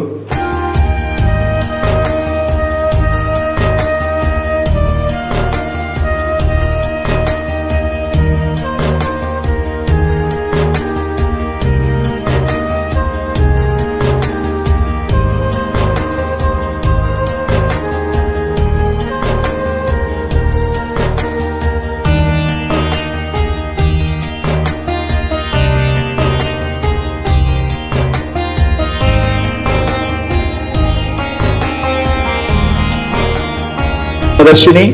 ಓಕೆ, ಈಗ ನಾವು ಅವರಿಗೆ ಅಭಿನಂದನೆ ಮಾಡಿದ ಕೂಡಲೇ ನಮ್ಮ ಇವತ್ತಿನ ತರಬೇತುದಾರರು ನಮಗೆಲ್ಲರಿಗೂ ಕೂಡ ಮಾರ್ಗದರ್ಶನ ನೀಡ್ತಾರೆ. ತದನಂತರ ಒಟ್ಟು ಶಾಲೆಯ ವಿಚಾರಗಳ ಬಗ್ಗೆ ಮತ್ತೆ ಮಾತಾಡೋ ಸುಮಾರು ಒಂದು 3/4 ಗಂಟೆಯದ್ದು ಎಲ್ಲ ವಿಚಾರಗಳ ಬಗ್ಗೆ ನಾವು ಆತ್ಮಾವಲೋಕನ ಮಾಡಬೇಕಾಗ್ತದೆ. ಶಿಕ್ಷಕ ರಕ್ಷಕ ಸಂಘದ ಒಂದು ರಚನೆ ಮಾಡಬೇಕು, ಒಂದು ಒಳ್ಳೆಯ ಸಂಘಟನೆಯನ್ನು ರಚನೆ ಮಾಡಬೇಕು, ಅದಕ್ಕೆ ಅಧ್ಯಕ್ಷರನ್ನೆಲ್ಲ ಆಯ್ಕೆ ಮಾಡಬೇಕು, ಅದನ್ನು ಮಾಡಬೇಕು. ತದನಂತರ ನಿಮ್ಮ ಸಂಶಯಗಳಿದ್ರೆ, ಸಂದೇಹಗಳಿದ್ರೆ ಎಲ್ಲವನ್ನು ಕೂಡ ಮುಕ್ತವಾಗಿ ಮಾತಾಡಬೇಕು. ಇದು ಒಂದು ಕಾರ್ಯಕ್ರಮ, ನಮ್ಮ ಹೊಸಕರಲ್ಲಿ ವಾಹಿನಿ ಇದೆ, ಆ ವಾಹಿನಿಯಲ್ಲೆಲ್ಲ ಇವತ್ತಿನ ಕಾರ್ಯಕ್ರಮಗಳು ಬರ್ತದೆ. ಮತ್ತೆ ಶಾಲೆಯ ಚಟುವಟಿಕೆಗಳೆಲ್ಲ ಬೇಡ, ವಾಹಿನಿಯಲ್ಲಿ ಬರಲ್ಲ, ಅದು ನಾವೇ ಮುಕ್ತವಾಗಿ ಮಾತಾಡ್ತೇವೆ. ನಿಮ್ಮ ಏನು ಕುಂದುಕೊರತೆಗಳಿದ್ರೆ, ಸಮಸ್ಯೆಗಳಿದ್ರು ಎಲ್ಲವನ್ನು ಕೂಡ ಪರಿಹರಿಸಬೇಕು. ನಮ್ಮಲ್ಲಿ ಕೆಲವು ಶಾಲೆಗಳು ಇರ್ತದೆ, ಇದೆಲ್ಲ ಕೇಳಿದ್ರೆ ಟೀಚರ್ನವರು ಏನೋ ನಿಮ್ಮ ಮೇಲೆ ಕೆಟ್ಟ ಅಭಿಪ್ರಾಯ ಏನಿಲ್ಲ. ಯಾರು ಚೆನ್ನಾಗಿ ಮಾತಾಡ್ತಾರೆ ಅವ್ರನ್ನ ತುಂಬಾ ನಾವು ಪೋಷಣೆ ಮಾಡುದು, ಯಾರು ಪ್ರಶ್ನೆ ಆಗ್ತಾರೆ ಅದರಷ್ಟು ನಾವು ಬೆಳವಣಿಗೆ ಆಗ್ತೇವೆ. ಸಂಸ್ಥೆಯಲ್ಲಿ ಏನು ಸಮಸ್ಯೆ ಬರಬಾರದು. ಹಾಗಾಗಿ ನಿಮ್ಮ ಏನೂ ಸಂದೇಹಗಳಿದೆ, ಮತ್ತೆ ಬದಲಾವಣೆಗಳು, ಸರ್ ಹೀಗೆ ಮಾಡಿದ್ರೆ ಒಳ್ಳೆಯದು, ಇದನ್ನು ಈ ರೀತಿಯಲ್ಲಿ ಮಾಡಿದ್ರೆ ಒಳ್ಳೆಯದು, ಅಥವಾ ಶಿಕ್ಷಕರು ಈ ರೀತಿಯಲ್ಲಿ, ಅಥವಾ ಮಕ್ಕಳಿಗೆ ಈ ರೀತಿಯ ಒಂದು ಬೇಕಾಗ್ತದೆ, ಈ ರೀತಿಯ ಮೂಲಭೂತ ವ್ಯವಸ್ಥೆಗಳ ಬಗ್ಗೆ, ಸಮಸ್ಯೆಗಳ ಬಗ್ಗೆ ಎಲ್ಲವನ್ನು ಕೂಡ ನೀವು ಮುಕ್ತವಾಗಿ ಮಾತಾಡುವಂತ ಕೆಲಸವನ್ನ ಮಾಡಬೇಕು. ಇದೀಗ ಶಿವಕುಮಾರ್ ಸರ್ ಅವರು ಈ ಒಂದು ವಿದ್ಯಾರ್ಥಿಗಳ ಬಗ್ಗೆ, ಡಿಸ್ಟಿಂಕ್ಷನ್ ಪಡೆದಂತ ವಿದ್ಯಾರ್ಥಿಗಳ ಬಗ್ಗೆ 1-2 ವಿಚಾರಗಳನ್ನ ನಮ್ಮೊಟ್ಟಿಗೆ ಹಂಚಿಕೊಳ್ಬೇಕು ಅಂತೇಳಿ ವಿನಂತಿ ಮಾಡ್ತೇನೆ. ಲಾಸ್ಟ್ ಇಯರಲ್ಲಿ ನಾವಾಗಲೇ ಸಾಕಷ್ಟು ಪ್ರಯತ್ನವನ್ನು ಪಟ್ಟಿದ್ದೇವೆ. ಯಾಕೆಂತ ಹೇಳಿದ್ರೆ ನಮ್ಮ ಸಂಚಾಲಕರ ಒಂದು ಧ್ಯೇಯ ಏನಂತ ಹೇಳಿದ್ರೆ, ನಮ್ಮ ಶಾಲೆಯಲ್ಲಿ ಕಲಿತಕ್ಕಂಥ ಎಲ್ಲ ಮಕ್ಕಳು 100% 100 ಫಲಿತಾಂಶವನ್ನು ತಂದು ಕೊಡಬೇಕು ಅನ್ನೋದು ಅವರ ಧ್ಯೇಯ. ಅದೇ ರೀತಿಯಲ್ಲಿ ನಾವು ಅಧ್ಯಾಪಕರು ಮತ್ತು ಕಳೆದ ವರ್ಷದ ಶಿಕ್ಷಕ ರಕ್ಷಕ ಸಂಘದ ಎಲ್ಲ ಪದಾಧಿಕಾರಿಗಳು ಕೂಡ ನಮಗೆ ಬಹಳಷ್ಟು ಸಹಕಾರವನ್ನು ನೀಡಿದ್ದಾರೆ. ಇವತ್ತು ಶಾಲೆಯಲ್ಲಿ ಈ ಹಳ್ಳಿ ಪ್ರದೇಶ ಆಗಿದ್ರೂ ಕೂಡ ಒಂದು ಒಳ್ಳೆಯ ಅಂಕಗಳನ್ನು ತೆಗೆದು ನಮ್ಮ ಶಾಲೆಗೆ ಕಲಿಸಿದಂಥ ಗುರುಗಳಿಗೆ ಮತ್ತು ಊರಿನ ಮತ್ತು ಪರ ಊರಿನವರಿಗೆಲ್ಲರಿಗೂ ಕೂಡ ಹೆಸರಾಗಿ ಇವತ್ತು ಒಂದು 16 ಮಂದಿ ವಿದ್ಯಾರ್ಥಿಗಳು ಹೆಚ್ಚಾಗಿದ್ದಾರೆ ಅಂತ ಹೇಳಿದ್ರೆ ಅದೆಲ್ಲ ನಾವೆಲ್ಲ ಖುಷಿ ಪಡಬೇಕು. ಕಳೆದ ವರ್ಷದ ನಮ್ಮ ಮುಖ್ಯೋಪಾಧ್ಯಾಯರು ಮತ್ತು ನಮ್ಮ ಶಿಕ್ಷಕ ರಕ್ಷಕ ಸಂಘದ ಅಧ್ಯಕ್ಷರಾಗಿರ್ತಕ್ಕಂಥ ಮಜೀದ್ ಅವರು ಸಾಕಷ್ಟು, ನಾವು ಎಷ್ಟೋ 1-2-3 ಮಕ್ಕಳು 10ನೇವರು ಬರಲೇ ಇಲ್ಲ, ಕೊನೆಯಲ್ಲಿ ಅವರ ಮನೆಗೆಲ್ಲ ಹೋಗಿದೆ. ನಾವು ಹೋಗಿದ್ದು ಮಾತ್ರವಲ್ಲ, ನಮ್ಮ ಶಿಕ್ಷಕ ರಕ್ಷಕ ಸಂಘದ ಅಧ್ಯಕ್ಷರಾಗಿರ್ತಕ್ಕಂಥ ಮಜೀದ್ರವರು ಕೂಡ ಬಂದು ಅವರು ನಮ್ಮೊಟ್ಟಿಗೆ, ನಾನು ಬರ್ತೇನೆ ಬನ್ನಿ ಮಾಸ್ಟ್ರೆ ಹೋಗುವ, ಬರ್ತೇನೆ ನಾನು ಕೂಡ, ಮೇಡಮ್ ಒಟ್ಟಿಗೆ ಕೂಡ ಹೋಗಿದ್ದಾರೆ, ನಮ್ಮೊಟ್ಟಿಗೆ ಕೂಡ ಒಮ್ಮೆ ಬಂದಿದ್ದಾರೆ. ಹಾಗೆಲ್ಲ ಕರೆಸಿ ಮನೆಯಿಂದ ಹೋಗಿ ಕರೆಸಿ ತಂದು ಎಲ್ಲ 100% 100 ತೆಗಿಸ್ಲಿಕ್ಕಂತ ನಾವು ಪ್ರಯತ್ನ ಪಟ್ಟು ಕೊನೆಯಲ್ಲಿ 2 ಮಕ್ಕಳು ಒಂದು ವಿಷಯದಲ್ಲಿ ಫೇಲ್ ಆದರು. ಮತ್ತು ಲಾಸ್ಟಿಗೆ ಒಬ್ಬ ಹುಡುಗಿ ಕಟ್ಟಿದ್ಲು, ಅವಳು ಪಾಸ್ ಆದ್ಲು, ಆ ಹುಡುಗ ಕಟ್ಟಲಿಲ್ಲ, ಅವ ಪಾಸ್ ಆಗಲಿಕ್ಕೆ ಆಗಲಿಲ್ಲ. ಅದು ಬಿಡಿ, 100ಕ್ಕೆ 100 ಫಲಿತಾಂಶ ತರುವಲ್ಲಿ ನಮ್ಮ ಮುಖ್ಯೋಪಾಧ್ಯಾಯರು ಒಂದು ಕಾರ್ಯಯೋಜನೆಯನ್ನು ಹಾಕ್ಕೊಂಡಿದ್ರು. ಅದೇ ರೀತಿ ನಾವೆಲ್ಲ ಅಧ್ಯಾಪಕರು ಮತ್ತು ನಮ್ಮ ಪೋಷಕ ಮಿತ್ರರು ಕೂಡ ಅದಕ್ಕೆ ಸಹಕರಿಸಿದರು. ಲಾಸ್ಟು ಇಯರು ಫಲಿತಾಂಶದಲ್ಲಿ ಭಾಳ ನಮ್ಮ ಶಾಲೆಯಲ್ಲಿಯೇ ಭಾಳ ಉತ್ತಮವಾದಂಥ ನಡವಳಿಕೆ ಮತ್ತು ಕಲಿಕೆಯಲ್ಲಿ ಮಾತ್ರವಲ್ಲದೆ ಒಳ್ಳೆಯ ವಿದ್ಯಾರ್ಥಿ, ಒಳ್ಳೆಯ ವಿವೇಚನಾಶೀಲೆಯಿಂದ ಭಾಳ ಸಮಯಕ್ಕೆ ಸರಿಯಾಗಿ ಸಮಯ ಪ್ರಜ್ಞೆಯನ್ನು ಹೊಂದಿರತಕ್ಕಂಥ ವಿದ್ಯಾರ್ಥಿನಿ ಅಂತ ಹೇಳಿದರೆ ನಮ್ಮ ದರ್ಶಿನಿ ಅಂತ.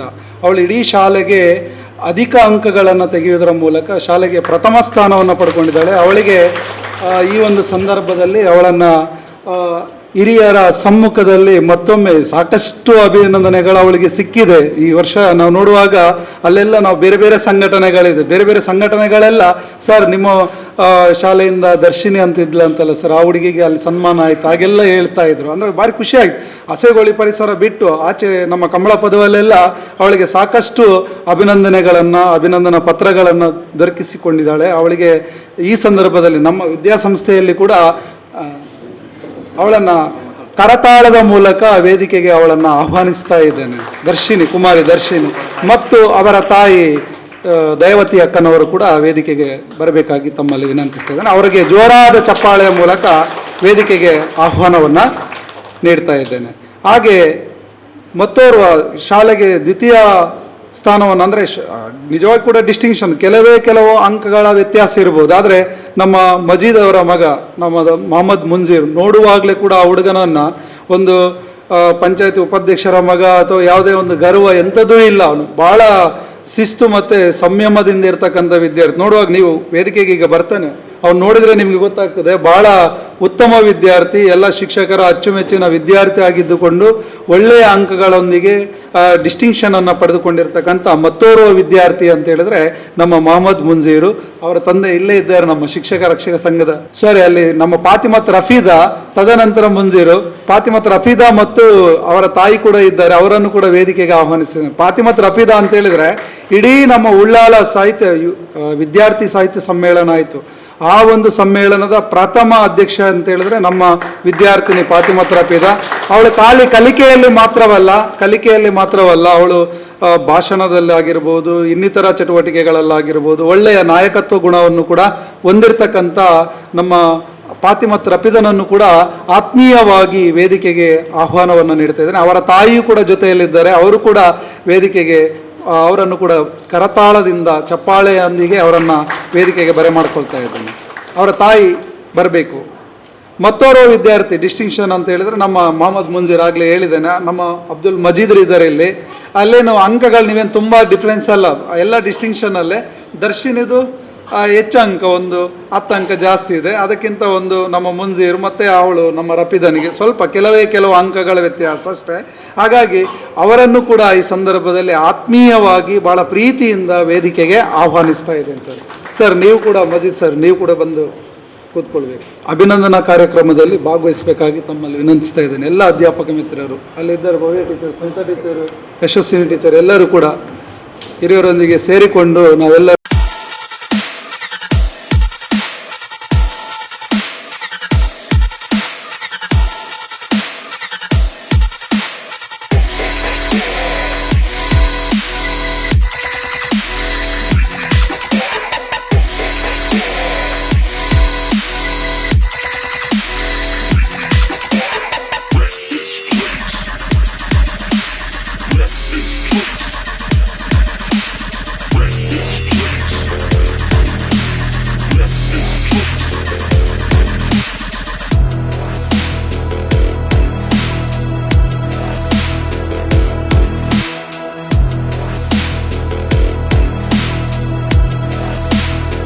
ಅಭಿನಂದನಾ ಪತ್ರವನ್ನು ಕೂಡ ನಮ್ಮ ಇಂದಿನ ಕಾರ್ಯಕ್ರಮದ ಉದ್ಘಾಟಕರಾಗಿರ್ತಕ್ಕಂಥ ಸರ್ಫರಾಜ್ ಆಸಿಮ್ ಸರ್ ಅವರಲ್ಲಿ ವಿನಂತಿಸ್ತಾ ಇದ್ದೇವೆ ಸರ್. ಅವರಿಗೆ ಅಭಿನಂದನಾ ಪತ್ರವನ್ನು ನೀಡಿ ಗೌರವಿಸಬೇಕಾಗಿ ತಮ್ಮಲ್ಲಿ ವಿನಂತಿಸ.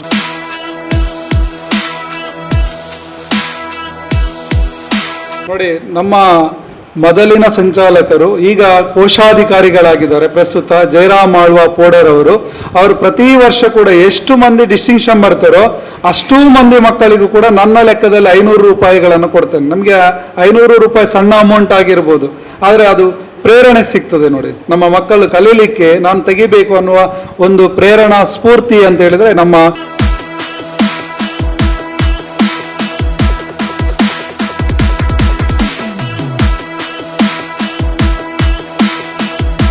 ಆಗ್ಬೇಕು. ಇವತ್ತು ಮಕ್ಕಳು ಇನ್ನೊಂದು ಮಕ್ಕಳಿಗೆ ಅದು ಮೋಟಿವೇಶನ್. ಇವತ್ತು ದೊಡ್ಡ ಸನ್ಮಾನ ಅಂತಂದ್ರೆ ಇವತ್ತು 10 ಲಕ್ಷ 20 ಲಕ್ಷ ಖರ್ಚು ಮಾಡೋದಲ್ಲ, ಬಟ್ ಇಷ್ಟು ದೊಡ್ಡ ವೇದಿಕೆಯಲ್ಲಿ ಆ ಒಂದು ಪ್ರೋತ್ಸಾಹ ಕೊಟ್ಟಂತ ತಂದೆ ತಾಯಿಗಳು, ವಿಶೇಷವಾಗಿ ಅಪ್ಪ ಅಮ್ಮಂದಿರನ್ನು ಯಾಕೆ ಇವತ್ತು ಕುಳಿತುಕೊಳಿಸೋದು ಅಂತಂದ್ರೆ ತಂದೆ ತಾಯಿಗಳ ಸಹಕಾರ ಇಲ್ಲದೆ ಮಕ್ಕಳು ಯಾವುದೇ ಸಾಧನೆ ಮಾಡ್ಲಿಕ್ಕೆ ಆಗಲ್ಲ. ಈಗಾಗಲೇ ಶಿವಕುಮಾರ್ ಸರ್ ಹೇಳಿದ ಹಾಗೆ ಎಲ್ಲ ಚರ್ಚೆ ಆಗ್ಲಿ, ದೇವಸ್ಥಾನ ಆಗ್ಲಿ, ಮಸೀದಿ ಆಗ್ಲಿ, ಎಲ್ಲ ಗುರುಗಳು ಕೂಡ ನಮಗೆ ಸಹಕಾರ ಮಾಡಿದ ಕಾರಣ ಇವತ್ತು ಒಳ್ಳೆ ರಿಸಲ್ಟ್ ಬರ್ಲಿಕ್ಕೆ ಆಯ್ತು.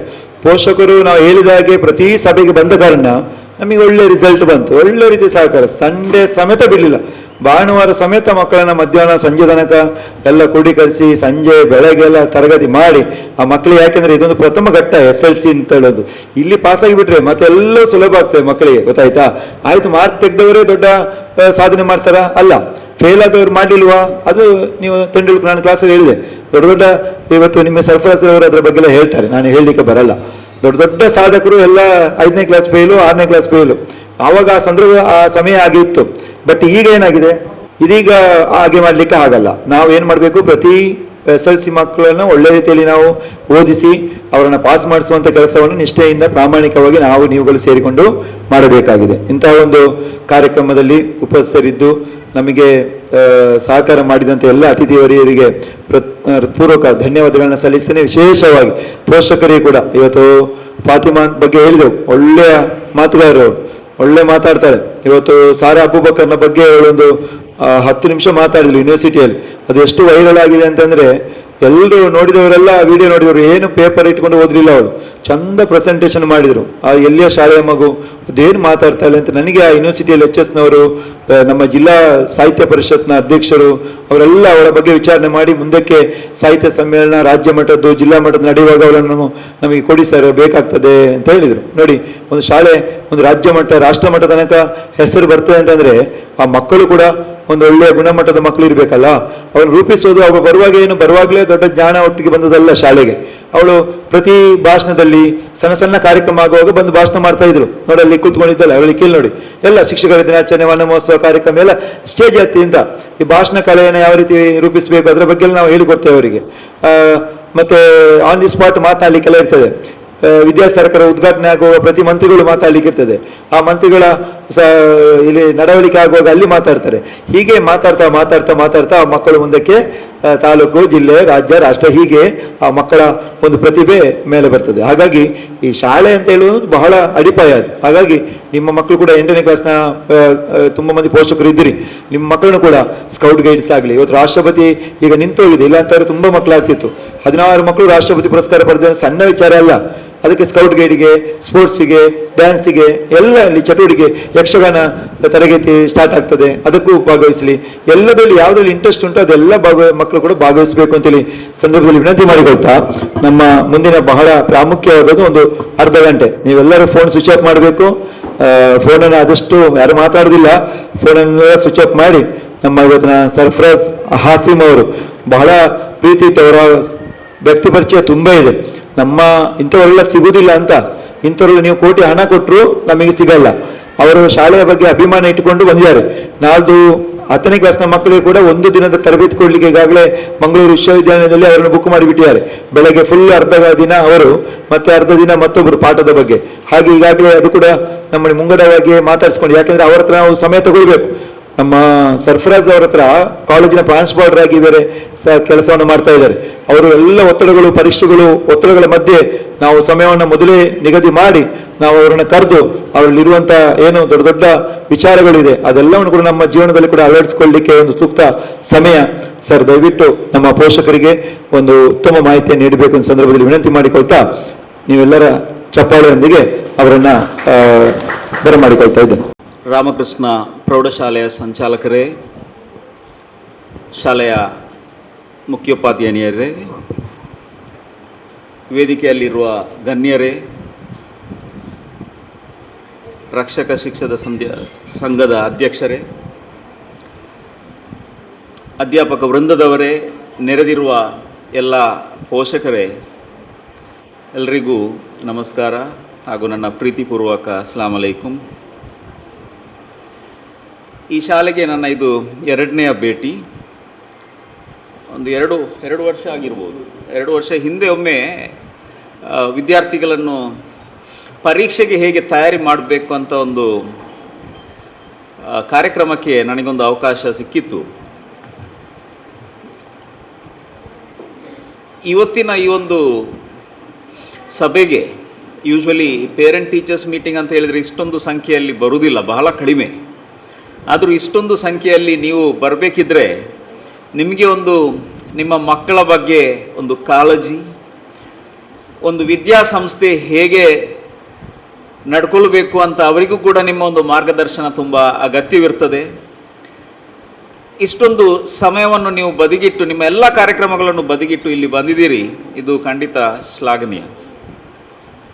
ಎಲ್ರಿಗೂ ನಾನು ಅಭಿನಂದಿಸ್ತೇನೆ ಈ ಒಂದು ಕಾರ್ಯಕ್ರಮಕ್ಕೆ ಬಂದದಕ್ಕಾಗಿ. ತ್ಯಾಗಮ್ರವರು ಹೇಳಿದರು, ಒಂದು ವಿದ್ಯಾಸಂಸ್ಥೆ, ಒಂದು ಕ್ಲಾಸ್ ರೂಮ್ ಅಂತ ಹೇಳಿದರೆ ಅದು 4 ಗೋಡೆಗಳ ಮಧ್ಯ ನಡೆಯುವ ಪಾಠ ಪ್ರವಚನಗಳು ಅಲ್ಲ, ಅದು ಬೇಕು.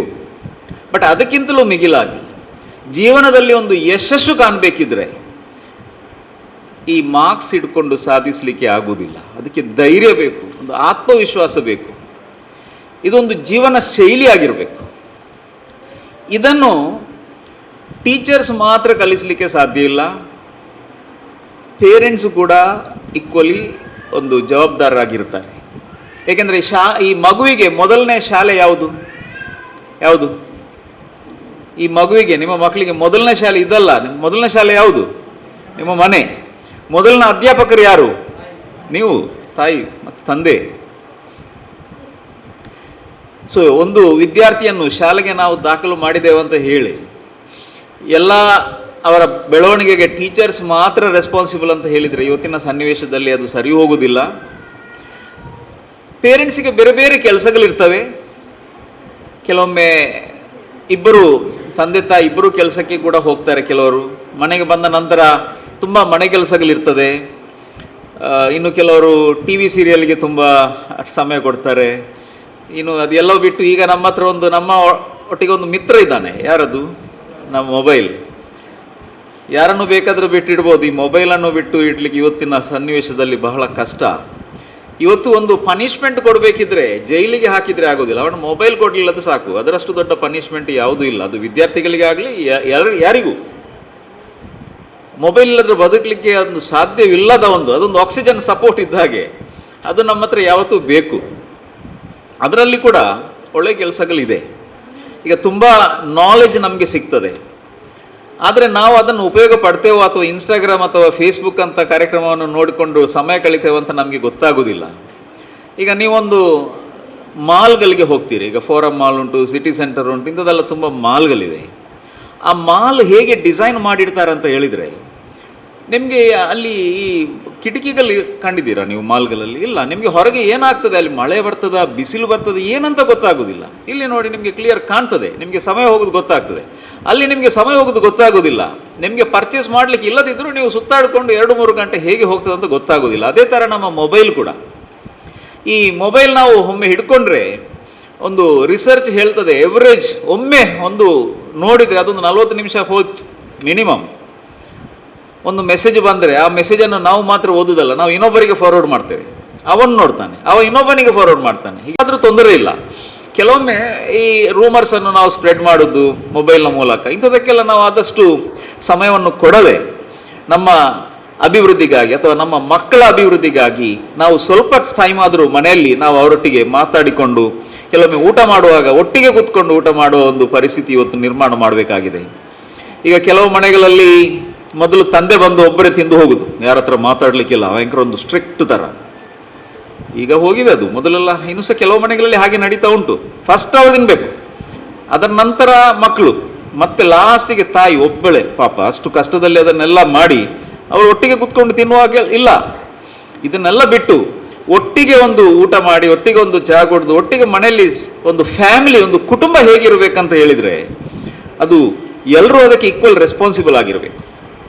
ಈ ಮಗು ಚಿಕ್ಕಿರುವಾಗ ನೀವು ದಿನಾಲು ಅದಕ್ಕೆ ಮುತ್ತು ಕೊಡ್ತಿದ್ರಿ, ಅಪ್ಪಿಕೊಳ್ತಿದ್ರಿ ಅಲ್ವಾ? ಅದೇ ಮಗು ಸ್ವಲ್ಪ ದೊಡ್ಡದಾದಾಗ ಏನು ಮಾಡಿದ್ರಿ? ಈಗಲೂ ಅಪ್ಪಿಕೊಂಡು ಮುತ್ತು ಕೊಡ್ತೀರಾ? ಕಡಿಮೆ. ಯಾಕೆ? ನಾಚಿಕೆ ಆಗ್ತದ? ನಿಮಗೆ ಆಗೋದಿಲ್ಲ, ನಿಮ್ಮ ಮಕ್ಕಳು ಹೇಳ್ಬೋದು ಬೇಡ ಬೇಡ ಅಂತ. ಕೆಲವೊಮ್ಮೆ ಪಬ್ಲಿಕ್ಕಲ್ಲಿ ಅವನನ್ನು ಕೈ ಹಿಡಿದ್ರೆ ಅವನಿಗೆ ಮುಜುಗರ.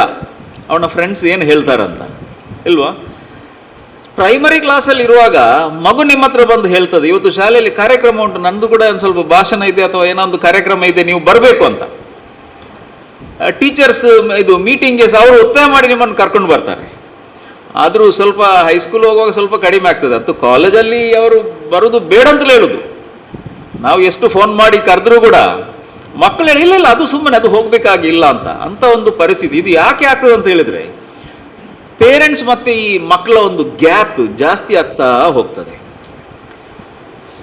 ಮಗು ಮನೆಗೆ ನಾವೆಲ್ಲ ನೀವೆಲ್ಲ ಮೊದಲು ಶಾಲೆಗೆ ಹೋಗ್ತಿರುವಾಗ ಬ್ಯಾಗ್ ಮನೆಯಲ್ಲಿ ಇಟ್ಟು ಮತ್ತೆ ಎಲ್ಲಿಗೆ ಹೋಗುದು, ಆಟ ಆಡ್ಲಿಕ್ಕೆ ಹೋಗುದು, ಮತ್ತೆ ಬರೋದು. ಈಗ ಅದು ನಡೀತದೆ, ಇಲ್ಲ ಅಂತ ಹೇಳುವುದಿಲ್ಲ, ಆದರೂ ಅದೀಗ ನಡೆಯುವುದಿಲ್ಲ. ಯಾಕೆ ಗೊತ್ತಾ? ಯಾಕೆ? ಏನಿದೆ ಅವರ ಕೈಯಲ್ಲಿ? ಮೊಬೈಲ್ ಇದೆ. ಅದನ್ನೇ ನೋಡಿ ರಾತ್ರಿ ಇಡೀ ಹಾಕಿ ಅದರೊಳಗೆ ಮೊಬೈಲ್. ಎಲ್ಲಿಗೆ ಹೋಗ್ತಿದ್ದೇವೆ ಅಂತ ನಾವು ಇವತ್ತು ಆಲೋಚನೆ ಮಾಡಬೇಕಾಗಿದೆ. ಇವತ್ತು ನೋಡಿ, ಮೊಬೈಲ್ ಇದು ಡ್ರಗ್ ಡಿ ಅಡಿಕ್ಷನ್ ಸೆಂಟರ್ ನೀವು ಕೇಳಿರ್ಬೋದು, ಹಾಗೆ ಆಲ್ಕೋಹಾಲ್ ಡಿ ಅಡಿಕ್ಷನ್ ಸೆಂಟರ್ ನೀವು ಕೇಳಿರ್ಬೋದು. ಇವತ್ತು ಮೊಬೈಲ್ ಡಿ ಅಡಿಕ್ಷನ್ ಸೆಂಟರ್ ಕೂಡ ಇದೆ. ಯಾಕೆಂದರೆ ಅಷ್ಟು ನಾವು ಅದಕ್ಕೆ ಅಡಿಕ್ಟ್ ಆಗಿ ಹೋಗಿದ್ದೇವೆ. ಇವತ್ತು ಡ್ರಗ್ಸ್ನ ಹಾವಳಿ. ಈ ಡ್ರಗ್ಸ್ ನೀವು ಎಣಿಸಬಾರ್ದು ಅದು ಕಾಲೇಜ್ ಲೆವೆಲಲ್ಲಿ ಮಾತ್ರ ನಡೀತಾ ಉಂಟು ಅಂತ. ಈಗ ಪ್ರೈಮರಿಯಲ್ಲಿ ನಡೀತಾ ಇದೆ. ಡೆಲ್ಲಿಯಲ್ಲಿ ಇತ್ತೀಚೆಗೊಂದು ಪೇಪರಲ್ಲಿ ನಾನು ಓದಿದ್ದೆ, ಒಂದು 11 ವರ್ಷದ ಮಗು ಕೂಡ ಒಂದು ಡ್ರಗ್ಸ್ ಹಾವಳಿಗೆ ಒಳಗಾಗಿದೆ. ಸೊ ನಾವು ಮಕ್ಕಳ ಹತ್ರ ನಾವು ಮಾತಾಡೋದೆಲ್ಲ ಕಡಿಮೆ ಆದರೆ, ಅವರಿಗೆ ನಾವು ಕೊಡುವ ಪ್ರೀತಿ ಕೊಡಲಿಲ್ಲದಿದ್ದರೆ, ಅವರು ಎಲ್ಲಿ ಪ್ರೀತಿ ಸಿಗ್ತದೋ ಅಲ್ಲಿಗೆ ಹೋಗ್ತಾರೆ, ದಾರಿ ತಪ್ಪಿ ಹೋಗ್ತಾರೆ. ಇನ್ನು ಕೆಲವೊಮ್ಮೆ ಯಾರ ಹತ್ರ ಮಾತಾಡದೆ ಈ ಮೊಬೈಲೇ ನೋಡಿಕೊಂಡು ಅದರಲ್ಲಿ ಇನ್ಸ್ಟಾಗ್ರಾಮಲ್ಲಿ ಕೆಲವು ಫ್ರೆಂಡ್ಸನ್ನು ಡೆವಲಪ್ ಮಾಡಿ ಎಷ್ಟೋ ಜನ ದಾರಿ ತಪ್ಪಿ ಹೋದ ಸನ್ನಿವೇಶ ಬಹಳಷ್ಟಿದೆ. ಒಂದು ಮಗು ಮನೆಯಲ್ಲಿ ಮಾತಾಡುವುದಿಲ್ಲ, ಅವನಷ್ಟಕ್ಕೆ ಇರ್ತದೆ ಅಂತ ಹೇಳಿದರೆ ಸ್ವಲ್ಪ ಪ್ರಾಬ್ಲಮ್ ಉಂಟಂತ ಲೆಕ್ಕ. ನಾವು ಗಮನ ಕೊಡಬೇಕು. ಅಂದರೆ ನೀವು ಡೈರೆಕ್ಟ್ ಆಗಿ ಮಕ್ಕಳು ನೀನು ಡ್ರಗ್ಸ್ ತಗೊಳ್ತಿದ್ದೀಯಾ, ಸಿಗರೇಟ್ ಸೇದಿದ್ದೀಯಾ ಅಂತ ಕೇಳಬಾರ್ದು. ಅದು ಅಬ್ಸರ್ವೇಷನ್ ಮಾಡಿಕೊಂಡು ಟೀಚರ್ಸನ್ನು ಕೂಡ ಒಂದು ಇನ್ವಾಲ್ವ್ ಮಾಡಿಕೊಂಡು, ಇವತ್ತು ಬೇಕಾದಷ್ಟು ಸಂಘ ಸಂಸ್ಥೆಗಳಿದ್ದಾವೆ, ಬೇಕಾದಷ್ಟು ಸೋಷಲ್ ಆರ್ಗನೈಸೇಷನ್ಸ್ ಇದ್ದಾವೆ. ಇಂಥವರೆಲ್ಲ ಇಂಥ ಕಾರ್ಯಕ್ರಮಕ್ಕೆ ತುಂಬ ಒತ್ತು ಕೊಟ್ಟು ಈ ಒಂದು ಡ್ರಗ್ಸ್ ಹಾವಳಿಂದ ಒಂದು ವಿದ್ಯಾರ್ಥಿಯನ್ನು ಬಿಡಿಸಿದರೆ ಅಲ್ಲಿಂದ ಅವನ ಲೈಫ್ ಟರ್ನ್ ಆಗ್ತದೆ. ಅಂದರೆ ನಾವು ಮನೆಯಲ್ಲಿ ಸಿಗರೇಟ್ ಬೀಡಿ ಹೇಳ್ಕೊಂಡು ಮಕ್ಕಳ ಹತ್ರ ನಾವು ನೋಡಬಾರ್ದು ಅಂತ ಹೇಳಲಿಕ್ಕೆ ಅವ್ರು ಕೇಳೋದಿಲ್ಲ. ನಾವು TV ಸೀರಿಯಲ್ ನೋಡಿ ಮಗು ಹತ್ರ ನೀನು ಪುಸ್ತಕ ಇಟ್ಕೊಂಡು ಓದು ಅಂತ ಹೇಳಿದರೆ ಅವ ಕೇಳ್ತಾನ? ಕೆಲವೊಮ್ಮೆ ಮಕ್ಕಳಿಗೆ ಸುಳ್ಳು ಹೇಳಲಿಕ್ಕೆ ಕಲಿಸೋದು ಕೂಡ ನಾವು ಹೆತ್ತವ್ರೆ. ಕೆಲವೊಮ್ಮೆ ನಮಗೆ ಮನೆಗೆ ಫೋನ್ ಬರ್ತದೆ ಮೊಬೈಲಿಗೆ, ನೀವೇನೋ ಒಂದು ಬಿಸಿ ಇರ್ತೀರಿ, ನೀವು ಫೋನ್ ಎತ್ತುವುದಿಲ್ಲ, ನಿಮಗೆ ಬೇಡ. ಮಗು ಹತ್ರ ಹೇಳ್ತೀರಿ, ಫೋನ್ ಎತ್ತೀವಿ, ತಂದೆ ಇಲ್ಲ ಅಂತ ಹೇಳು, ಇಲ್ಲದ್ರೆ ಏನೋ ಮಲಗಿದ್ದಾರೆ ಅಂತ ಹೇಳು ಅಂತ. ಆಗ ಮಗು ಎನಿಸ್ತದೆ, ಇದು ಕೂಡ ಮಾಡ್ಬೋದು, ಹೀಗೆ ಸುಳ್ಳು ಕೂಡ ನಾವು ಹೇಳ್ಬೋದು ಅಂತ ಒಂದು ಮನೋಭಾವ ಅವರಲ್ಲಿ ಬೆಳ್ಕೊಂಡ್ರೆ ಮತ್ತೆ ಅವರು, ಯಾಕೆಂದ್ರೆ ನಾವು ಮಾಡಿ ತೋರಿಸಿದ್ದೇವೆ, ಅವ್ರು ಎಣಿಸ್ತಾರೆ ತಂದೆ ತಾಯಿ ಮಾಡಿದ್ದು ಸರಿ ಅಂತ ಅವ್ರು ಎಣಿಸ್ತಾರೆ. ಸೊ ಇಂಥ ಸನ್ನಿವೇಶದಲ್ಲಿ ನಾವು ಕೂಡ ಜಾಗೃತರಾಗಿರ್ಬೇಕು. ಇವತ್ತು ನೀವು ಮಕ್ಕಳನ್ನು ಒಂದು ಸ್ವಲ್ಪ ಮಾರ್ಕ್ ಕಡಿಮೆ ಬಂತಂತ ಹೇಳಿ ಮಕ್ಕಳನ್ನು ಯಾವತ್ತು ಇನ್ಸಲ್ಟ್ ಮಾಡಲಿಕ್ಕೆ ಒಂದು ಹೋಗಬೇಡಿ. ಶಿಕ್ಷಕರು ಕೂಡ ಹಾಗೆ, ಪೋಷಕರು ಕೂಡ ಹಾಗೆ. ಏಕೆಂದರೆ ಮಾರ್ಕ್ಸಲ್ಲಿ ಸಕ್ಸಸ್ ಆಗ್ತಾರೆ ಅಂತ ಇಲ್ಲ ಅಂತ ನಾನು ಹೇಳೋದಿಲ್ಲ. ಮಾರ್ಕ್ಸ್ ಒಂದೇ ಅಲ್ಲ. ನಾನು 2nd PUC 3rd ಕ್ಲಾಸಲ್ಲಿ ಪಾಸ್ ಆದದ್ದು, 1 ಮಾರ್ಕ್ ಕಡಿಮೆ ಆಗಿ ನಾನು ಫೇಲ್, ಲೆಕ್ಕದಲ್ಲಿ 30. ಡಿಗ್ರಿಯಲ್ಲಿ ಲೆಕ್ಕದಲ್ಲಿ ಫೇಲ್ ಆವತ್ತು. ಅಂದರೆ ಅದು ನಾನು ಅಲ್ಲಿಗೆ ನಿಲ್ಕೊಳ್ಳಿಲ್ಲ. ನಾನು ಫೇಲ್ ಆಗಿದ್ದೇನಂತ ಹೇಳಿ ನನ್ನ ಲೈಫ್ ಅಲ್ಲಿಗೆ ಮುಗೀತು ಅಂತ ಏನು ನಿಲ್ಲಿಸಲಿಲ್ಲ. ಸೊ ಏನೇ ಇಂಪಾರ್ಟೆಂಟ್ ಏನಂತ ಹೇಳಿದರೆ ಫೇಲ್ ಆಗೋದಿಲ್ಲ, ಫೇಲ್ ಆಗಬೇಕು. ಕೆಲವೊಮ್ಮೆ ಈ ಫೇಲಿಯರಿಂದಾಗಿ ನಾವು ತುಂಬ ಪಾಠಗಳನ್ನು ಕಲಿತೇವೆ. ಸೊ ಫೇಲ್ ಆದರೂ ಕೂಡ ನೆಕ್ಸ್ಟ್ ಅದನ್ನು ಬಿಡದೆ ಪುನಃ ಹಠದಲ್ಲಿ ಕಲಿತು ಯಶಸ್ವಾದ ಬೇಕಾದಷ್ಟು ಉದಾಹರಣೆಗಳಿವೆ. ಅದೇ ಲೆಕ್ಕದಲ್ಲಿ ನಾನೀಗ ಮ್ಯಾಥಮೆಟಿಕ್ಸ್ ನಾನು ಕಲಿಸ್ತಾ ಇದ್ದೇನೆ, 100% ಅದು 99% ರಿಸಲ್ಟ್ ಬರ್ತಾರೆ. ಬಟ್ ನಾನು ಲೆಕ್ಕದಲ್ಲಿ ಫೇಲ್ ಆದವ. ಸೊ ಯಾವತ್ತು ಮಾರ್ಕ್ ಬೇಲೆ ನೀವು ಅವರನ್ನು ಅಂಡರ್ ಎಸ್ಟಿಮೇಟ್ ಮಾಡಲಿಕ್ಕೆ ಹೋಗಬೇಡಿ. ನೀವು ಅವರಿಗೆ ಬುದ್ಧಿವಾದ ಹೇಳ್ಕೊಡಿ, ತೊಂದರೆ ಇಲ್ಲ, ಫೇಲ್ ಆದರೆ ತೊಂದರೆ ಇಲ್ಲ, ನೀವು ಅವರಿಗೆ ನಾನು ಸೈನ್ ಹಾಕುವುದಿಲ್ಲ, ನಾನು ಶಾಲೆಗೆ ಬರುವುದಿಲ್ಲ ಹಾಗೆಲ್ಲ ಹೇಳಿದರೆ ಆ ಮಗು ಒಂದು ಡಿಪ್ರೆಷನ್ಗೆ ಹೋಗ್ತದೆ. ಇವತ್ತು ಡಿಪ್ರೆಷನ್ ತುಂಬ ಒಂದು ಸಾಮಾನ್ಯ ಆಗಿಬಿಟ್ಟಿದೆ ಮಕ್ಕಳಲ್ಲಿ, ಪ್ರೈಮರಿ ಮಕ್ಕಳಲ್ಲಿ ಡಿಪ್ರೆಷನ್. ಕಾರಣ ಫಿಸಿಕಲ್ ಫಿಟ್ನೆಸ್ ಇಲ್ಲ, ಆಟ ಆಡಲಿಕ್ಕೆ ಹೋಗೋದು ಕಡಿಮೆ, ಮನೆಗೆ ಬಂದ ಕೂಡಲೇ ಮೊಬೈಲ್, ಮತ್ತು ನೋಡಿ, ಈ ಮೆಂಟಲ್ ಫಿಟ್ನೆಸ್ ಮತ್ತು ಫಿಸಿಕಲ್ ಫಿಟ್ನೆಸ್, ನಾವು ಆಟ ಆಡುವಾಗ ನಮ್ಮ ಈ ತುಂಬ ಟೆನ್ಷನ್ ಏನಿದೆಯೋ ಅದೆಲ್ಲ ನಮ್ಮ ಕಾಲಿನ ಮೂಲಕ ನೆಲಕ್ಕೆ ಹೋಗಿ ಭೂಮಿಗೆ ಹೋಗ್ತದೆ.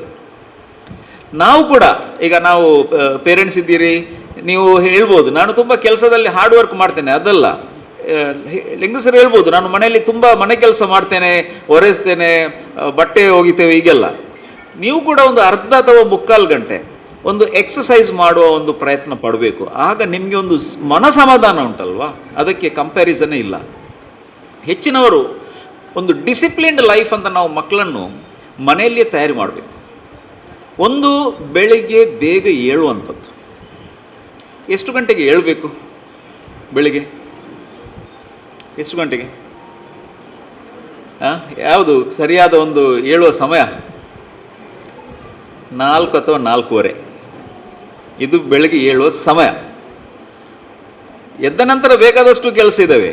ನಮಗೆ ಪ್ರಾರ್ಥನೆ ಮಾಡಬೇಕು, ಹೋಲಿ ಬುಕ್ಸ್, ಯಾವ ರಿಲಿಜನನ್ನು ನೀವು ಫಾಲೋ ಮಾಡ್ತೀರಿ ಅದರಲ್ಲಿ ಕೂಡ ಇರ್ತದೆ. ಭಗವದ್ಗೀತೆ ಇರ್ಬೋದು, ಕುರಾನ್ ಇರ್ಬೋದು, ಬೈಬಲ್ ಇರ್ಬೋದು.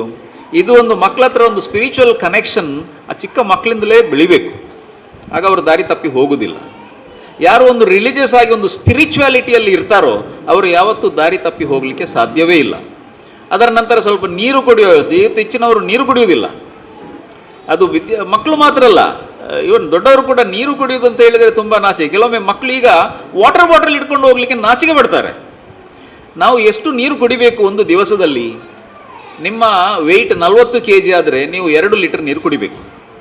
60 kg ಆದರೆ ಎಷ್ಟು ಕುಡಿಬೇಕು? 3. 80 kg ಆದರೆ ಎಷ್ಟು ಕುಡಿಬೇಕು? 4 ಲೀಟರ್. ಅಂದರೆ ಪ್ರತಿ 20 kg ನಮ್ಮ ತೂಕಕ್ಕೆ 1 ಲೀಟರ್ ನಾವು ನೀರು ಕುಡಿಲೇಬೇಕು. Very important. Water is very important to our body. ನೀರಲ್ಲಿ ಏನಿದೆ ಅದು ನೀರು ಮಾತ್ರ ಅಲ್ಲ, ಅದರಲ್ಲಿ H2O, ಅದರ ಫಾರ್ಮುಲಾ ನೋಡಿದರೆ H2O ಅಂತ ಇದೆ. ಆ O ಏನು? ಆಕ್ಸಿಜನ್. ಆಕ್ಸಿಜನ್ ಯಾರಿಗೆ ಬೇಕು? ನಮ್ಮ ಮೆದುಳು ಸರಿಯಾಗಿ ಕಾರ್ಯನಿರ್ವಹಿಸಬೇಕಿದ್ರೆ ಅದಕ್ಕೆ ಆಕ್ಸಿಜನ್ ಬೇಕು. ಆಕ್ಸಿಜನ್ ಕಡಿಮೆ ಆದಾಗ ನಮಗೆ ಟೆನ್ಷನ್ ಆಗ್ತದೆ, ಒಂದು ಟಯರ್ಡ್ನೆಸ್ ಬರ್ತದೆ, ಏನೆಲ್ಲ ಮಾಡಬೇಕಂತ ಎನಿಸ್ತದೆ, ಬಟ್ ಮೈಂಡ್ ರೆಡಿ ಇರುವುದಿಲ್ಲ. ಕೆಲವೊಮ್ಮೆ ಮನಸ್ಸು ರೆಡಿ ಇರ್ತದೆ, ಬಾಡಿ ಹೇಳ್ತದೆ ಬೇಡ ಅಂತ. ಕೆಲವೊಮ್ಮೆ ಬಾಡಿ ರೆಡಿ ಇರ್ತದೆ, ಮನಸ್ಸು ಹೇಳ್ತದೆ ಅದು ಬೇಡ ಅಂತ. ಸೊ ಮನಸ್ಸು ಮತ್ತು ದೇಹದಲ್ಲಿ ಒಂದು ಸಮತೋಲನ ಇಲ್ಲದಿದ್ದರೆ ನಮಗೆ ಟೆನ್ಷನ್ಸ್ ಬರ್ತದೆ, ಆರೋಗ್ಯ ಹಾನಿ ಆಗ್ತದೆ.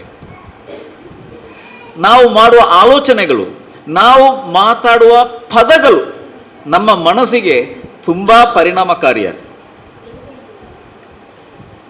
ಈಗ ನೀವೆಲ್ಲ ಕೆಲಸ ಮಾಡ್ತೀರಲ್ವ, ನಿಮಗೆ ಕೆಲಸ ಮಾಡಿ ಆಯಾಸ ಆಗೋದಿಲ್ವಾ? ಎಷ್ಟು ಜನರಿಗೆ ಆಯಾಸ ಆಗ್ತದೆ? ಒಮ್ಮೆ ಕೈ ಎತ್ತಿ ನೋಡುವ. ಆಯಾಸ ಆಗೋದಿಲ್ಲ? ತುಂಬ ಕರೆಕ್ಟ್, ನಾರ್ಮಲ್, ನೀವೇನು ತೊಂದರೆ ಇಲ್ಲ, ಆಯಾಸ ಆಗಬೇಕು. ಬಟ್ ಆಯಾಸ ಆದಾಗ ನೀವು ಏನು ಹೇಳ್ತೀರಿ? ಏನು ಹೇಳ್ತೀರಿ? ನಾನು ತುಂಬ ಆಯಾಸ ಆಗಿದ್ದೇನೆ ಅಂತ ಹೇಳುವುದಿಲ್ವಾ? ಹೇಳುವುದಿಲ್ವಾ? ಹಾಂ. ನಿಮಗೆಲ್ಲ ಸಂತೋಷದ ವಾತಾವರಣ ಅನುಭವಿಸಿದ್ದೀರಾ? ಅನುಭವಿಸಿದ್ದೀರಿ. ಬೇಸರ ತರುವ ವಾತಾವರಣ ಅನುಭವಿಸಿದ್ದೀರಾ? ಇಲ್ವಾ? ಆ ಬೇಸರ ಆದಾಗ ನೀವೇನು ಮಾಡ್ತೀರಿ? ಮನೆಯಲ್ಲಿದ್ದವರಿಗೆ ತುಂಬ ಬೇಸರದಲ್ಲಿದ್ದೇನೆ, ಯಾರಿಲ್ಲದಿದ್ದರೆ ನಿಮ್ಮಷ್ಟಕ್ಕೆ ಆದರೂ ನಾನಿವತ್ತು ತುಂಬ ಬೇಸರದಲ್ಲಿದ್ದೇನೆ ಅಂತ ಹೇಳುವುದಿಲ್ವಾ? ಇನ್ನೂ ಕೆಲವರಿದ್ದಾರೆ, ಬೇಸರ ಆದಾಗ ಹಳೆಯ ಕಾಲದ್ದು ಬೇಸರ ತರುವ ಪದ್ಯವನ್ನು ಕೇಳುವುದು, ಮತ್ತೆ ಅಲ್ಲಿ ಮಲ್ಕೊಂಡು ಬಿಡುವುದು. ಮೊದಲೇ ಬೇಸರದಲ್ಲಿದ್ದೀರಿ, ಮತ್ತೆ ಯಾಕೆ ಆ ಬೇಸರ ತರುವ ಪದ್ಯ ಕೇಳುವುದು ಅಲ್ವಾ? ಇನ್ನು ಕೆಲವರು ನೋಡಬೇಕು, ಮನೆಯಲ್ಲಿ ಊಟ ಮಾಡೋ ಡಿಸ್ಕಷನ್ ಸೀರಿಯಲ್ ಬಗ್ಗೆ, ಇವತ್ತು ಹೀಗೆ ಆಗ್ತದೆ, ಇವತ್ತು ಹಾಗೆ ಆಗ್ತದೆ ಅಂತ. ಸೀರಿಯಲ್ ನಿಜ ಅಲ್ಲ ಅಂತ ಎಲ್ಲರಿಗೂ ಗೊತ್ತಿದೆ ಅಲ್ವಾ? ಆದರೂ ಅಷ್ಟು ಫೋಕಸ್ ನಾವು ಅದಕ್ಕೆ ಕೊಡೋದಕ್ಕಿಂತ ನಾವು ಬೇರೆ ಕೆಲವು ಪುಸ್ತಕಗಳೆಲ್ಲ ಓದಿದರೆ ಒಂದು ನಮ್ಮ ಸೆಲ್ಫ್ ಡೆವಲಪ್ಮೆಂಟ್ ಆಗಿ, ನಮ್ಮ ಮನಸ್ಸು ಪರಿವರ್ತನೆ ಆಗಿ ನಮಗೆ ಒಂದು ಕಾನ್ಫಿಡೆನ್ಸ್ ಬರ್ತದೆ. ಅದನ್ನೇ ನಾವು ಮಕ್ಕಳಿಗೆ ಕೂಡ ಕಳಿಸ್ಬೇಕು. ದ ಬೆಸ್ಟ್ ಗಿಫ್ಟ್ ನೀವು ಕೊಡಬೇಕಾದದ್ದು ಮಕ್ಕಳಿಗೆ ಯಾವುದು? ಬೆಸ್ಟ್ ಬುಕ್, ಪುಸ್ತಕ. ಡ್ರೆಸ್ ಎಲ್ಲ ಕೊಡಿ, ಅದು ಓಕೆ, ಬಟ್ ನೀವು ಯಾವತ್ತು ಅವರೊಂದು ಒಳ್ಳೆ ಮಾರ್ಕ್ಸ್ ತೆಕ್ಕೊಂಡ್ರೆ ಅವ್ರಿಗೆ ಬೇಕಾದ ಕೊಡಿ, ಅದು ನಿಮಗೆ ಬಿಟ್ಟದ್ದು. ಆದರೂ ಅದರೊಟ್ಟಿಗೆ ಒಂದು ಪುಸ್ತಕ ಕೊಡಬೇಕು. ಇದು ಚಿಕ್ಕಿಂದಿನಿಂದಲೇ ಆ ಮಕ್ಕಳಿಗೆ ಪುಸ್ತಕ ಓದುವ ಬಗ್ಗೆ ಒಂದು ಹವ್ಯಾಸ ಬೆಳೆಸಬೇಕು. ದಿವಸಕ್ಕೆ ಅವರು ಓದುವಾಗ ನಾವು ಕೂಡ ಒಂದು ಪುಸ್ತಕ ಓದಬೇಕು. ಮನೆಯಲ್ಲಿ ಪುಸ್ತಕದೊಂದು ಜ್ಞಾನ ಭಂಡಾರ ಇರಬೇಕು.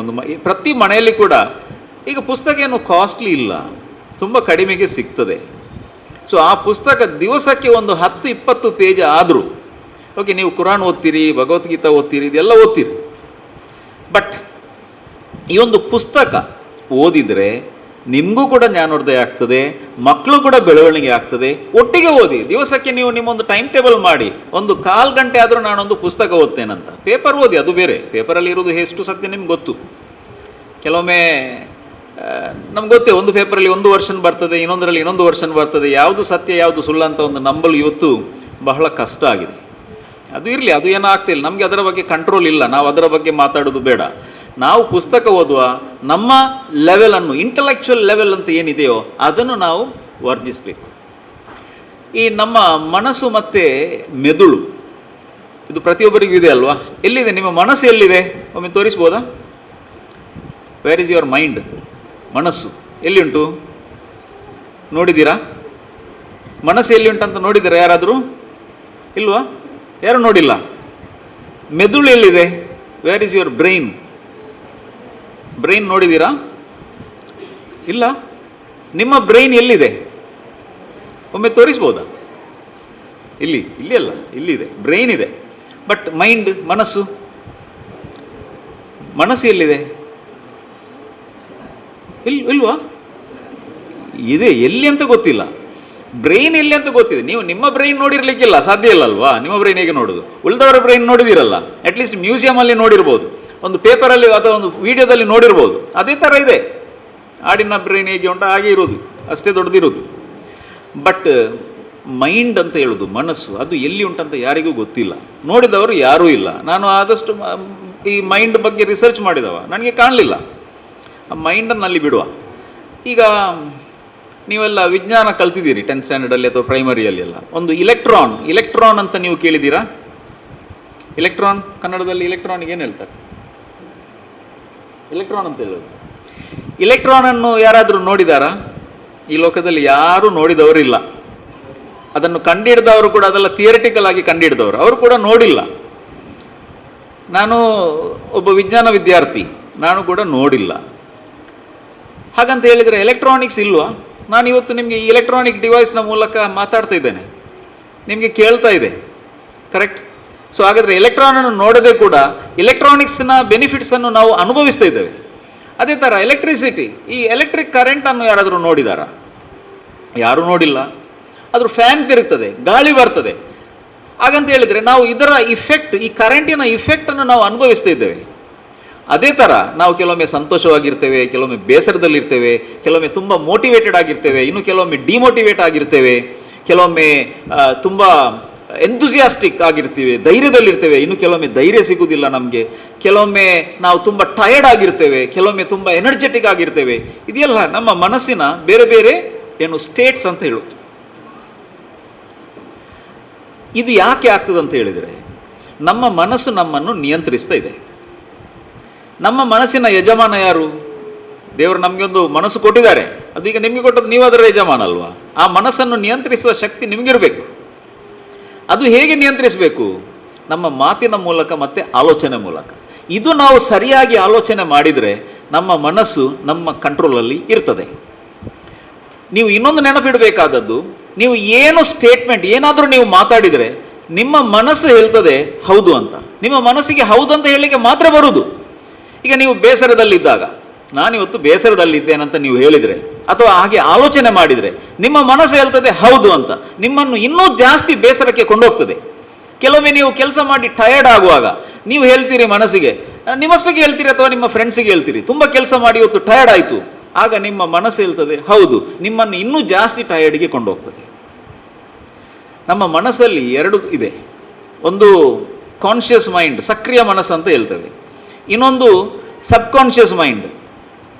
ಸಬ್ಕಾನ್ಷಿಯಸ್ ಮೈಂಡ್ ಅಂತ ಹೇಳಿದರೆ ಸುಪ್ತ ಮನಸ್ಸು ಅಂತ. ಈ ಸಕ್ರಿಯ ಮನಸ್ಸು, ಕಾನ್ಷಿಯಸ್ ಮೈಂಡಿಗೆ 10% ಪವರ್ ಮಾತ್ರ ಇರುವುದು. ಈ ಸಬ್ಕಾನ್ಷಿಯಸ್ ಮೈಂಡ್ ಏನಂತ ಇದೆಯೋ ಅದಕ್ಕೆ 90% ಪವರ್ ಇದೆ. ನಾವು ಅದನ್ನು ಉಪಯೋಗ ಮಾಡಲಿಕ್ಕೆ ಕಲಿಸಬೇಕು. ಅದನ್ನು ನನಗೆ ಅರ್ಧ ಗಂಟೆಯಲ್ಲಿ 1/4 ಗಂಟೆಯಲ್ಲಿ ಕಲಿಸಲಿಕ್ಕೆ ಸಾಧ್ಯ ಇಲ್ಲ. ಬಟ್ ಅದು ಬೇಕಾದಷ್ಟು ಪುಸ್ತಕಗಳಿದ್ದಾವೆ, ನೀವು ಅದನ್ನು ಓದ್ಬೋದು ಅಬೌಟ್ ಮನುಷ್ಯನ ಮೈಂಡ್ ಬಗ್ಗೆ. ಆಗ ನಿಮಗೆ ಸ್ವಲ್ಪ ಧೈರ್ಯ ಬರ್ತದೆ, ಹೀಗೆ ಮಾಡ್ಬೋದು ಅಂತ. ಈಗ ಬೇರೆ ಬೇರೆ ಕುರಾನಲ್ಲಿರ್ಬೋದು, ಭಗವದ್ಗೀತೆಯಲ್ಲಿರ್ಬೋದು, ಬೈಬಲಲ್ಲಿರ್ಬೋದು, ಎಲ್ಲವನ್ನು ಕೂಡ ಮನಸ್ಸಿನ ಬಗ್ಗೆ ಹೇಳಿದೆ. ಆದರೆ ಕೆಲವೊಮ್ಮೆ ಈ ಸಬ್ಕಾನ್ಷಿಯಸ್ ಹೇಳುವಾಗ ಅದು ಸಬ್ಕಾನ್ಷಿಯಸ್ ಅಂತ ಹೇಳಿಲ್ಲ, ಹಾರ್ಟ್ ಅಂತ ಹೇಳ್ತಾರೆ, ಹೃದಯ. Heart is referring to the subconscious mind. ಈಗ ಬೈಬಲಲ್ಲಿ ಹೇಳ್ತದೆ, as a man thinketh in his hearts so is he. As a man thinketh in his hearts ಅಂದರೆ ಹಾರ್ಟ್, ಆ ಹಾರ್ಟ್ ಫಿಸಿಕಲ್ ಹಾರ್ಟ್ ಅಲ್ಲ, ಅದು ನಮ್ಮ ಸಬ್ಕಾನ್ಷಿಯಸ್ ಅನ್ನು ರೆಫರ್ ಮಾಡುವುದು. ಸಬ್ಕಾನ್ಷಿಯಸ್ ಅಂದರೆ ಸುಪ್ತ ಮನಸ್ಸು. ಸೊ ನಾವು ಏನನ್ನು ಆಲೋಚನೆ ಮಾಡ್ತೇವೋ ಅದೇ ಥರ ನಮ್ಮ ಬೆಳವಣಿಗೆ ಆಗ್ತದೆ. ಒಳ್ಳೆಯದನ್ನು ನಾವು ಒಂದು ಹವ್ಯಾಸ ಮಾಡಿದರೆ ಒಳ್ಳೆಯದಾಗ್ತದೆ, ಕೆಟ್ಟದಾಗಿ ನಾವು ಆಲೋಚನೆ ಮಾಡಿದರೆ ಕೆಟ್ಟದಾಗ್ತದೆ. ಇನ್ನಲ್ಲಾಹುಲಾ ಯೋರುಮಾ ಬಿ ಕೌಮಿನ್ ಹತ್ತ ಯೋರುಮಾ ಬಿ ಅಂಫುಸೀನ್. ಅದು ಹೇಳ್ತದೆ ಏನು, ನಾವು ಯಾವತ್ತನ್ನು ಆಲೋಚನೆ ಮಾಡ್ತೇವೋ ಅದೇ ಥರ ಆಗೋದು. ಈಗ ಭಗವದ್ಗೀತೆಯಲ್ಲಿ ಕೂಡ ಉಂಟು, ಉತ್ತರೇದ ಆತ್ಮನಾತ್ಮಾನಂ ನಾತ್ಮಾನಂ ಅವಸಾದಯೇ ಆತ್ಮೈ ಆತ್ಮನೋ ಬಂಧುರ್ ಆತ್ಮೈವ ರಿಪುರ್ ಆತ್ಮನ. ಅಂದರೆ ಈ ಮನಸ್ಸು ನಾನು ಸಮ್ಮರಿ ಹೇಳೋದು, ಫುಲ್ ಅದರದ್ದು ಈಚ್ ವರ್ಡಿದು ಮೀನಿಂಗ್ ನಾನು ಹೇಳೋದಿಲ್ಲ, ಸಮಯ ತುಂಬ ಬೇಕಾದಿತ್ತು. ನೀವು ನಿಮ್ಮ ಮನಸ್ಸನ್ನು ಒಂದು ಉತ್ತಮವಾದ ಒಂದು ಮಿತ್ರನಾಗಿ ಕೂಡ ಕಾಣ್ಬೋದು, ಅಥವಾ ಒಂದು ಶತ್ರುವಾಗಿ ಕೂಡ ಕಾಣ್ಬೋದು. ನಾವು ಅದನ್ನು ಹೇಗೆ ನೀವು ಒಂದು ಮಿತ್ರನಾಗಿ ಅದನ್ನು ನಿಮ್ಮ ಮನಸ್ಸನ್ನು ಬಳಸಿದರೆ ಅದು ನಿಮಗೆ ಒಳ್ಳೆಯದಾಗ್ತದೆ. ನೀವು ಅದನ್ನೊಂದು ಶತ್ರುವಾಗಿ ಕಂಡ್ರೆ ನಾನೇನು ಪ್ರಯೋಜನ ಇಲ್ಲ, ನಿಮ್ಮ ಬಗ್ಗೆ ನೀವು ಅಲ್ಲಿ ನೆಗೆಟಿವ್ ಮಾತಾಡಿದರೆ ಅದು ಹಾಗೇ ಆಗುತ್ತೆ. ಸೊ ಎಲ್ಲ ನಮ್ಮ ಮನಸ್ಸಲ್ಲಿರುವಂಥದ್ದು. ನಾವು ಮಕ್ಕಳ ಹತ್ರ ನಾವು ಮಾತಾಡುವಾಗ ಕೂಡ ತುಂಬ ಜಾಗರೂಕರಾಗಿರಬೇಕು. ನೀವು ಕೆಲವೊಮ್ಮೆ ಮಕ್ಕಳನ್ನು ಇನ್ಸಲ್ಟ್ ಮಾಡಿದರೆ ನೀವು ಹೇಳುವುದು ನಿಮ್ಮ ಮಕ್ಕಳ ಮನಸ್ಸಿಗೆ ಕೂಡ ನಾಟ್ತದೆ, ಅವರ ಮನಸ್ಸು ಕೂಡ ನೀವು ಹೇಳಿದ ಸ್ಟೇಟ್ಮೆಂಟಿಗೆ ಹೌದು ಅಂತ ಹೇಳ್ತದೆ. ನೀವು ನಿಮ್ಮ ಮಗನನ್ನು ಅಥವಾ ಮಗಳನ್ನು ನೀನು ಏನು ಪ್ರಯೋಜನ ಇಲ್ಲ ಅಂತ ಹೇಳಿದರೆ ಅವರ ಮನಸ್ಸು ಕೂಡ ಹೌದು ಅಂತ ಹೇಳುದು. ಆಗ ಅವರಿಗೆ ಒಂದು ನೆಗೆಟಿವ್ ಫೀಲಿಂಗ್ ಬರ್ತದೆ, ಓ ನಾನು ಏನು ಪ್ರಯೋಜನ ಇಲ್ಲ ಅಂತ. ಮಾರ್ಕ್ ಕಡಿಮೆ ತೆಕ್ಕೊಂಡ್ರೆ ಅವರಿಗೆ ಬೈಲಿಕ್ಕೆ ಹೋಗಬೇಡಿ. ಯಾವಾಗ ಅವರು ಫೇಲ್ ಆಗ್ತಾರೋ ಆಗ ನೀವು ಅವರೊಟ್ಟಿಗೆ ಒಂದು ಧೈರ್ಯಕ್ಕೆ ನಿಂತರೆ ಅವರಿಗೆ ಸಿಕ್ಕುವ ಒಂದು ಆತ್ಮವಿಶ್ವಾಸ ಬೇರೆ ಯಾವುದರಲ್ಲೂ ಸಿಗುವುದಿಲ್ಲ. ಅವರಿಗೆ ಎಲ್ಲದಕ್ಕೊಂದು ಮುಂದೆ ಹೋಗ್ಲಿಕ್ಕೆ ಧೈರ್ಯ ಬರ್ತದೆ. ಆಗ ಅವ್ರು ಎಣಿಸ್ತಾರೆ, ಓ ನಾನು ಫೇಲ್ ಆದರೂ ಕೂಡ, ನಾನು ಕಷ್ಟದಲ್ಲಿರುವಾಗ ಕೂಡ ನನ್ನ ವಿದ್ಯಾರ್ಥಿ, ನನ್ನ ಹೆತ್ತವರು ನಮ್ಮೊಂದಿಗೆ ಇರ್ತಾರೆ, ಧೈರ್ಯ ತುಂಬುತ್ತಾರೆ ಅಂತ ಹೇಳಿ ಆ ಒಂದು ಅವರಿಗೆ ಬಂದರೆ ಮತ್ತೆ ನೀವೇನು ಹಿಂದೆ ನೋಡಬೇಕಾಗಿಲ್ಲ. They will become successful in their life. ನಾವು ಮಗು ಮನೆಗೆ ಬಂದ ಕೂಡಲೇ ಏನು ಕಲ್ತಿದ್ದೀವಿ ಇವತ್ತು ಶಾಲೆಯಲ್ಲಿ, ಹೋಗಿ ಹೋಮ್ವರ್ಕ್ ಮಾಡು ಅಂತ ಹೇಳಿದರೆ ಆಗೋದಿಲ್ಲ. ಈಗಿನ ಮಕ್ಕಳು ಜನರೇಷನ್ Z ಅಂತ ನಾವು ಹೇಳ್ತೇವೆ, ಇನ್ನು ಅದಕ್ಕಿಂತ ನೆಕ್ಸ್ಟ್ ಬರ್ತದೆ. ನಮಗೆ ನಮ್ಮ ತಂದೆ ತಾಯರು ಹೇಗೆ ಒಂದು ಶಿಸ್ತು ಕಲಿಸಿದ್ರು, ಪೆಟ್ಟು ಗಿಟ್ಟು, ಈಗ ಅದು ಮೆಥಡ್ ನಡೆಯುವುದಿಲ್ಲ. ಅವರು ಮನೆ ಬಿಟ್ಟು ಹೋಗ್ತಾರೆ, ದಾರಿ ತಪ್ಪಿ ಹೋಗ್ತಾರೆ. ನಮಗೆ ನಮ್ಮ ಟೀಚರ್ಸ್ ಹೀಗೆ ಕಲಿಸಿದ್ರು, ನಮ್ಮ ತಂದೆ ತಾಯಿ ನಮ್ಮನ್ನು ಹೀಗೆ ಕಲಿಸಿದ್ರು ಅಂತ ಹೇಳಿ ನಾವು ಅದೇ ಮೆಥಡನ್ನು ಹಿಡ್ಕೊಂಡು ಈಗಿನ ಮಕ್ಕಳ ಹತ್ರ ನಾವು ಮಾತಾಡಿ ಅವರನ್ನು ಟ್ರೈನ್ ಮಾಡಿದರೆ ಯಾವತ್ತೂ ಅವರು ಸರಿದಾರಿಗೆ ಬರುವುದೇ ಇಲ್ಲ, ಸಾಧ್ಯವೇ ಇಲ್ಲ. ಅದು ಬೇರೆ ಮಾಡೆಲ್. ಅದು ಈಗ ಮೊದಲಿನ ಕಾರ್ ಮೆಕ್ಯಾನಿಕ್ಸ್ ಎಲ್ಲ ಬೇರೆ ಥರ, ಈಗಿನ ಕಾರೆಲ್ಲ ಲೇಟೆಸ್ಟ್ ಟೆಕ್ನಾಲಜಿ, ಈಗಿನ ಮಕ್ಕಳು ಲೇಟೆಸ್ಟ್ ಟೆಕ್ನಾಲಜಿ. ನೀವು ಮಕ್ಕಳಿಗೆ ಮೊಬೈಲ್ ಯೂಸ್ ಮಾಡಲಿಕ್ಕೆ ಕಳಿಸಿದ್ದೀರಾ? ಅವರು ಹೀಗೆ ಚಿಕ್ಕ ಮಾಡ್ತಾ ಇಲ್ವಾ? ಯಾರು ಕಳಿಸಿದ್ದು? ನೀವು ಕಳಿಸಿದ? ಯಾರು ಕಳಿಸಲಿಲ್ಲ, ಕಲ್ತಿದ್ದಾರೆ. ಈಗ ಬರುವ ಅವರ ಒಳಗಿರುವ ಜೀನ್ಸೇ ಹಾಗೆ. ಸೊ ಅವರನ್ನು ನಾವು ಬೇರೆ ಥರದಲ್ಲಿ ಡೀಲ್ ಮಾಡಬೇಕು, ಟ್ರೆಡಿಷನಲ್ ಮೆಥಡ್ ಆಗುವುದಿಲ್ಲ. ಸೊ ಇದೆಲ್ಲೊಂದು ಚಾಲೆಂಜಸ್. ಅಂದರೆ ನಾವು ಮಾಡಬೇಕಾದದ್ದು ಮಕ್ಕಳಿಗೆ, ಅಂದರೆ ನಾನು ಹೇಳೋದು ನೀವು ಬೈಬಾರ್ದಂತಲ್ಲ, ಆ ಬೈಯುವಾಗ ಕರೆಕ್ಟ್ ಪದಗಳನ್ನು ಯೂಸ್ ಮಾಡಿ ಅವರಿಗೆ ಯಾಕೆ ತಪ್ಪು ಮಾಡಿದ್ದಾರೆ ಅಂತ ಒಂದು ಮನವರಿಕೆ ಆಗಬೇಕು. ಅದನ್ನು ಬಿಟ್ಟು ಅವರನ್ನು ಇನ್ಸಲ್ಟ್ ಮಾಡಬಾರ್ದು. ಮತ್ತು ಯಾವತ್ತು ನಿಮ್ಮ ಮಗುವನ್ನು ಇನ್ನೊಂದು ಮಗುವಿಗೆ ಕಂಪೇರ್ ಮಾಡಲಿಕ್ಕೆ ಹೋಗಲೇಬೇಡಿ. ನಿಮ್ಮ ಮಗು ಬೇರೆ, ಇನ್ನೊಂದು ಮಗು ಬೇರೆ. ನಿಮ್ಮ ಮನೆ ಹತ್ತಿರದ ಮಗು ಒಂದು 100 ಮಾರ್ಕ್ ಅಥವಾ 90 ಮಾರ್ಕ್ ತೆಕೊಂಡಿದೆ, ನೀನು ಖಾಲಿ 40-50 ತೆಕೊಂಡಿದ್ದಿ ಅಂತ ಹೇಳಿ ಯಾವತ್ತು ಕಂಪೇರ್ ಮಾಡಲಿಕ್ಕೆ ಹೋಗಬೇಡಿ. ಎಗೇನ್ ಐ ವಿಲ್ ರಿಪೀಟ್, ನಿಮ್ಮ ಮಗು ಚಿಕ್ಕಿರುವಾಗ ಹೇಳಿದ್ರೆ ಇವತ್ತು ಇಂಜಿನಿಯರ್ ಹೇಳ್ತಾನೆ, ನಾಳೆ ಡಾಕ್ಟರ್ ಹೇಳ್ತಾರೆ, ಮತ್ತೆ ಪೊಲೀಸ್ ಹೇಳ್ತಾರೆ, ಬೇರೆ ಬೇರೆ ಹೇಳ್ತಾ ಇರ್ತಾರೆ. ಅದು ಹೇಳ್ತಾ ಇರಲಿ. ಅವರು ಹೇಳುವಾಗ ಅವರಿಗೆ ಯಾವತ್ತು ಅದು ನಿನಗೆ ಬೇಡ ಅಂತ ಹೇಳಿ ಯಾವತ್ತೂ ಹೇಳಬೇಡಿ. ಅವರು ಹೇಳ್ತಾ ಇರಲಿ. ಒಂದು 10ನೇ ಕ್ಲಾಸ್ ಅಥವಾ 9ನೇ ಕ್ಲಾಸ್ ಆಗುವಾಗ ಅವರೊಂದು ಲೆವೆಲ್ಗೆ ಬರ್ತಾರೆ. ಆಗ ಅವರ ಹತ್ರ ಈ ವಿಷಯ ಮಾತಾಡಬೇಕು. ನಾನು ಈಗ 10th ಎಷ್ಟು ಜನರದ್ದು ಮಕ್ಕಳು 10th ಅಲ್ಲಿ ಇದ್ದಾರೆ ಇಲ್ಲಿ? 10ನೇ ಕ್ಲಾಸಲ್ಲಿ 10ನೇ ಕ್ಲಾಸಲ್ಲಿ ಎಷ್ಟು ಜನ? ಕೈ ಎತ್ತಿ ಸಾಕು, ಕೂತ್ಕೊಳ್ಳಿ. ತುಂಬ ಇದ್ದೀರಿ. ಈಗ ನೋಡಿ, ನೀವು 10ನೇ ಕ್ಲಾಸಲ್ಲಿ ಇರುವಾಗ ಇದು ಸರಿಯಾದ ಸಮಯ. ಅವರಿಗೆ ಏನು ಬೇಕು? ಡಾಕ್ಟರ್ ಆಗಬೇಕಾ, ಇಂಜಿನಿಯರ್ ಆಗಬೇಕಾ? ನೀವು ಏನೂ ಕೀಳರಿಮೆ ಬೇಡ. ಕನ್ನಡ ಮೀಡಿಯಮಲ್ಲಿ ಕಲ್ತ್ರೆ ನಮಗೆ ಡಾಕ್ಟರ್ ಆಗಲಿಕ್ಕೆ ಆಗೋದಿಲ್ಲ, ಇಂಜಿನಿಯರ್ ಆಗಲಿಕ್ಕೆ, ಅದು ಸರಿಯಲ್ಲ. ಅದು ಶಾಲೆಯ ಬಿಲ್ಡಿಂಗ್ ನೋಡಿ ಅವರು ಮಾಡೋದಲ್ಲ. ಶಾಲೆಯಲ್ಲಿ ಯಾವ ಮಾಧ್ಯಮದಲ್ಲಿ ಕಲಿಸ್ತಾರೆ ಅದು ಇಂಪಾರ್ಟೆಂಟ್ ಅಲ್ಲ. ಅವರಿಗೆ ನಾವು ಕೊಡಬೇಕಾದದ್ದು ಧೈರ್ಯ, ಅವರಿಗೊಂದು ಆಲೋಚನೆ ಮಾಡುವ ಶಕ್ತಿ. ನಮ್ಮ ಐನ್ಸ್ಟೀನ್ ಹೇಳಿದರು, the value of college education is not the learning of many facts but the training of the mind to think. ಅದು ಇಂಪಾರ್ಟೆಂಟ್. ಅವರ ಟ್ರೈನಿಂಗ್ ಆಫ್ ದ ಮೈಂಡ್, ಮನಸ್ಸನ್ನು ಹೇಗೆ ತಯಾರಿ ಮಾಡಬೇಕು to face challenges in this life, ಅದು important. ಅವರು ಜೀವನದಲ್ಲಿ ಬರುವ ಒಂದು ಸಮಸ್ಯೆಗಳಿಗೆ ಯಾವ ರೀತಿಯಲ್ಲಿ ಅವರು ಸ್ಪಂದಿಸಬೇಕು, ಅದು ಮನಸ್ಸಿನ ಟ್ರೈನಿಂಗ್ ಮೂಲಕ ಮಾತ್ರ ಸಾಧ್ಯ. ಅದನ್ನು ನಾವು ಅವರಿಗೆ ಕಲಿಸಬೇಕು. ಮಾರ್ಕ್ಸ್ ಬಗ್ಗೆ ಮಾತ್ರ ನೀವು ಅವರನ್ನು ಎಸ್ಟಿಮೇಟ್ ಮಾಡಬೇಡಿ. ಅವನಿಗೆ ಒಂದು ಡಾಕ್ಟರ್ ಆಗಬೇಕಂತ ಇದ್ದರೆ ಅವನು ಏನು ತಗೊಳ್ಬೇಕು? PUCಯಲ್ಲಿ ಸೈನ್ಸ್ ತಗೊಳ್ಬೇಕು. ಅದರಲ್ಲಿ ಕೂಡ ಫಿಸಿಕ್ಸ್, ಕೆಮಿಸ್ಟ್ರಿ, ಮ್ಯಾಥಮೆಟಿಕ್ಸ್ ಮತ್ತು ಬಯಾಲಜಿ ತಗೊಳ್ಬೇಕು. ನನಗೆ ಮೆಡಿಕಲ್ ಬೇಡೇ ಬೇಡ, ನನಗೆ ಇಂಜಿನಿಯರ್ ಆಗಬೇಕು, ಆಗ ಬಯಾಲಜಿ ತಗೊಳ್ಬೇಕಾಗಿಲ್ಲ, ಎಲೆಕ್ಟ್ರಾನಿಕ್ಸ್ ಇದೆ, ಕಂಪ್ಯೂಟರ್ ಸೈನ್ಸ್ ಇದೆ, ಅಂಥದ್ದೆಲ್ಲ ತಗೊಳ್ಬೋದು. ಎರಡೂ ಕನ್ಫ್ಯೂಷನ್ ಅವನಿಗೆ. ಆಗೇನು ಮಾಡಬೇಕು? ಸೇಫರ್ ಸೈಡಿಗೆ ಬಯಾಲಜಿ ತಗೊಳ್ಬೇಕು, ಮತ್ತು ಎಲ್ಲಿ ಬೇಕಾದರೂ ಹೋಗ್ಲಿಕ್ಕೆ ಆಗ್ತದೆ. ಈ ಸೈನ್ಸ್ ತಗೊಂಡ್ರೆ ಅಡ್ವಾಂಟೇಜ್ ಏನಂತ ಹೇಳಿದರೆ ಎಲ್ಲಿ ಬೇಕಾದರೂ ಹೋಗ್ಬೋದು. PUC ಆದ ನಂತರ ಡಿಗ್ರಿಗೆ. ಈಗ ನಾನು ಸೈನ್ಸ್ ತಗೊಂಡದ್ದು, ಈಗ ನಾನು ಬೇರೆ ಬೇರೆ ಕಡೆಗೆ ಸೈಕಾಲಜಿ ಇರಲಿ, MBA ಎಲ್ಲ ಕಡೆ ಹೋಗ್ಲಿಕ್ಕೆ ಆಯಿತು. ಒಮ್ಮೆ ಕಾಮರ್ಸ್ ಅಥವಾ ಆರ್ಟ್ಸ್ ತಗೊಂಡ್ರೆ ಮತ್ತೆ ಪುನಃ ಸೈನ್ಸಿಗೆ ಬರಲಿಕ್ಕೆ ಆಗೋದಿಲ್ಲ. ಬಟ್ ಈಗ ನಾನೊಂದು ಸೈನ್ಸ್ ತಗೊಳ್ತೇನೆ ಅಂತ ನಿಮ್ಮ ಮಗು ಹೇಳಿದರೆ, ಸೈನ್ಸ್ ನಿನಗೆ ಆಗೋದಿಲ್ಲಪ್ಪ, ನಿನ್ನ ಮಾರ್ಕಿಗೆ ಸಿಗೋದಿಲ್ಲ ಅಂತ ನೀವು ಅವರನ್ನು ಕೀಳರಿಮೆ ಮಾಡಬೇಡಿ. ಅವರ ಮನಸ್ಸು ಹೌದು, ನಾನು ಏನು ಫಿಟ್ ಇಲ್ಲ, ನನಗೆ ಸೈನ್ಸ್ ಆಗೋದಿಲ್ಲ ಅಂತ ಒಂದು ಅವರಿಗೆ ಬಂದು ಬಿಟ್ಟರೆ ಮತ್ತೆ ಏನು ಮಾಡಿದರೂ ಅವ್ರು ಪಾಸ್ ಆಗೋದಿಲ್ಲ. ಸೊ ಅವರಿಗೆ ನೀವು ಕೇಳಿ, ನಿಮಗೆ ಏನಾಗಬೇಕು? DC ಆಗಬೇಕಂತ ಹೇಳಿದರೆ DC ಆಫೀಸಿಗೆ ಕರ್ಕೊಂಡು ಹೋಗಿ ತೋರಿಸಿ. ಆ DCಗೆ ಇರುವ ಅಲ್ಲಿ ರೆಸ್ಪೆಕ್ಟ್, ಅವರೊಟ್ಟಿಗಿರುವ ಸೆಕ್ಯೂರಿಟಿ, ಅವರು ಹೋಗುವ ವಾಹನ, ಇದನ್ನೆಲ್ಲ ಅವ್ರು ನೋಡಿದರೆ ಕೆಲವೊಮ್ಮೆ ಆ ಒಂದು ಸ್ಫೂರ್ತಿದಾಯಕವಾಗಿ ಅವರು ಪುನಃ ಅದರಲ್ಲಿ ಮುಂದೆ ಬರ್ತಾರೆ. ಇನ್ನು ಕೆಲವರಿಗೆ ಇಂಜಿನಿಯರ್ ಆಗಬೇಕು, ಅವ್ರನ್ನ ಇಂಜಿನಿಯರ್ ಹತ್ರ ಕರ್ಕೊಂಡೋಗಿ. ಚಾರ್ಟೆಡ್ ಅಕೌಂಟೆಂಟ್ ಆಗಬೇಕಂತ ಹೇಳಿದರೆ ಒಂದು ಚಾರ್ಟೆಡ್ ಅಕೌಂಟೆಂಟ್ ಹತ್ರ ಕರ್ಕೊಂಡೋಗಿ ಮಾತಾಡಿಸಿ, ಅವರ ಆಫೀಸನ್ನಲ್ಲೊಂದು ತೋರಿಸಿ. ಪೊಲೀಸ್ ಆಗಬೇಕಿದ್ರೆ ಪೊಲೀಸ್ ಆಫೀಸ್ ಹತ್ರ ಕರ್ಕೊಂಡೋಗಿ, ಪೊಲೀಸ್ ಸ್ಟೇಷನ್ಗೆ ಸ್ಟೇಷನ್ ಅಂತಲ್ಲ, ನೀವು ಈಗ ಕಮಿಷನರ್ ಆಫೀಸಿಗೆ ಹೋಗಿ. ಯಾರು ನಿಮ್ಮನ್ನಲ್ಲಿ ಇಂತ ಹೀಗೆ ಜಸ್ಟ್ ಒಂದು ತೋರಿಸಲಿಕ್ಕೆ ಬಂದಿಲ್ಲ, ಯಾರು ಅವ್ರನ್ನ ಒಳಗೆ ನಿಮಗೇನು ಸಮಸ್ಯೆ ಮಾಡೋದಿಲ್ಲ. ಮತ್ತೆ ಡಾಕ್ಟರ್ ಆಗಬೇಕಂತ ಒಂದು ಉದಾಹರಣೆ ಹೇಳ್ತೇನೆ. ನೀವು ನಿಮ್ಮ ಮಗುವಿಗೆ ಡಾಕ್ಟರ್ ಆಗಬೇಕಂತ ಮಗುಗೆ ಕೂಡ ಇಂಟ್ರೆಸ್ಟ್ ಇದ್ದರೆ ಏನು ಮಾಡಬೇಕಂತ ಹೇಳಿದರೆ, ಒಂದು ಪೇಪರ್ ತೆಕ್ಕೊಂಡು ಅವರ ಫೋಟೋ ಹಾಕಿ, ಅದರ ಕೆಳಗೆ ಅವರ ಹೆಸರು ಈಗಲೇ ಡಾಕ್ಟರ್ ಅಂತ ಬರೀರಿ, ಮತ್ತೆ ಅವರ ಹೆಸರು. ಡಾಕ್ಟರ್ ಆಗಲಿಲ್ಲ ಏನಿಲ್ಲ, ತೊಂದರೆ ಇಲ್ಲ, ಈಗಲೇ ಹಾಕಿ. ನಾನು ಹಾಗೆ ಮಾಡಿದ್ದು, ಡಾಕ್ಟರ್ ಅಂತ. 3 ಸಲ PhD ಮಾಡಿ ಫೇಲ್ ಆದವ, ಮತ್ತೆ ಫೀಲ್ಡೇ ಚೇಂಜ್ ಮಾಡಿ PhD ಕಂಪ್ಲೀಟ್ ಮಾಡಿದ್ದೆ ನಾನು. ಯಾಕೆಂದರೆ ನಾನು ಮೊದಲು ಚೂಸ್ ಮಾಡಿದ್ದು ರಾಂಗ್ ಡೈರೆಕ್ಷನಲ್ಲಿ ಇತ್ತು. ಆದರೂ ಬಿಡಲಿಲ್ಲ, ನೋಡಿ ಎಷ್ಟು ಕಷ್ಟ ಆದರೂ ಬಿಡಲಿಲ್ಲ. ಹಾಗೆ ಒಂದರಲ್ಲಿ ಆಗಲಿಲ್ಲದ್ರೆ ಇನ್ನೊಂದರಲ್ಲಿ ಹೋಗಲಿಕ್ಕೆ ಖಂಡಿತ ಸಾಧ್ಯ ಇದೆ. ಯಾರಿಗೆ ಇಂಜಿನಿಯರ್ ಆಗಬೇಕಾ, ಅವರ ಹೆಸರಿನ ಮುಂದೆ ER ಮತ್ತೆ ಅವರ ಹೆಸರು ಅದು ಹಾಕಬೇಕು. ಯಾರಿಗೆ ಅಡ್ವೊಕೇಟ್ ಆಗಬೇಕಾ, ಅವರ ಹೆಸರಿನ ಮುಂದೆ ADV. ಯಾರಿಗೆ IAS IPS ಆಗಬೇಕಾ, ಅವರ ಹೆಸರಿನ ಕೆಳಗಡೆ IAS IPS. ಇದನ್ನು ದಿನಾಲು ರಾತ್ರಿ ನಿದ್ದೆ ಮಾಡುವಾಗ ಮತ್ತೆ ಬೆಳಿಗ್ಗೆ ನಿದ್ದೆಯಿಂದ ಎದ್ದಾಗ ಒಮ್ಮೆ ಅದನ್ನು ನೋಡಿ ಒಂದು ವಿಜುವಲೈಸ್ ಮಾಡಬೇಕು. ಓ, ನನಗೆ IAS ಆಗಬೇಕು, ಅದಕ್ಕಾಗಿ ನಾನು ಹೀಗೆಲ್ಲ ಕಷ್ಟಪಡಬೇಕು. ಯಾವತ್ತು ಕಷ್ಟಪಟ್ಟು ಓದಿದವರು ಸಕ್ಸಸ್ ಆಗೋದಿಲ್ಲ, ಇಷ್ಟಪಟ್ಟು ಓದಬೇಕು. ಈಗ ನೀವು ಒಂದು ಮೊಬೈಲ್ ಇಟ್ಕೊಂಡ್ರೆ, ಮೊಬೈಲ್ ಈಗ 5-10 ನಿಮಿಷ ಆಯಿತು, ಅರ್ಧ ಗಂಟೆ ಆಯಿತು, 1 ಗಂಟೆ ಆಯಿತು, ತಲೆ ಮೇಲೆ ಎತ್ತುವುದಿಲ್ಲ.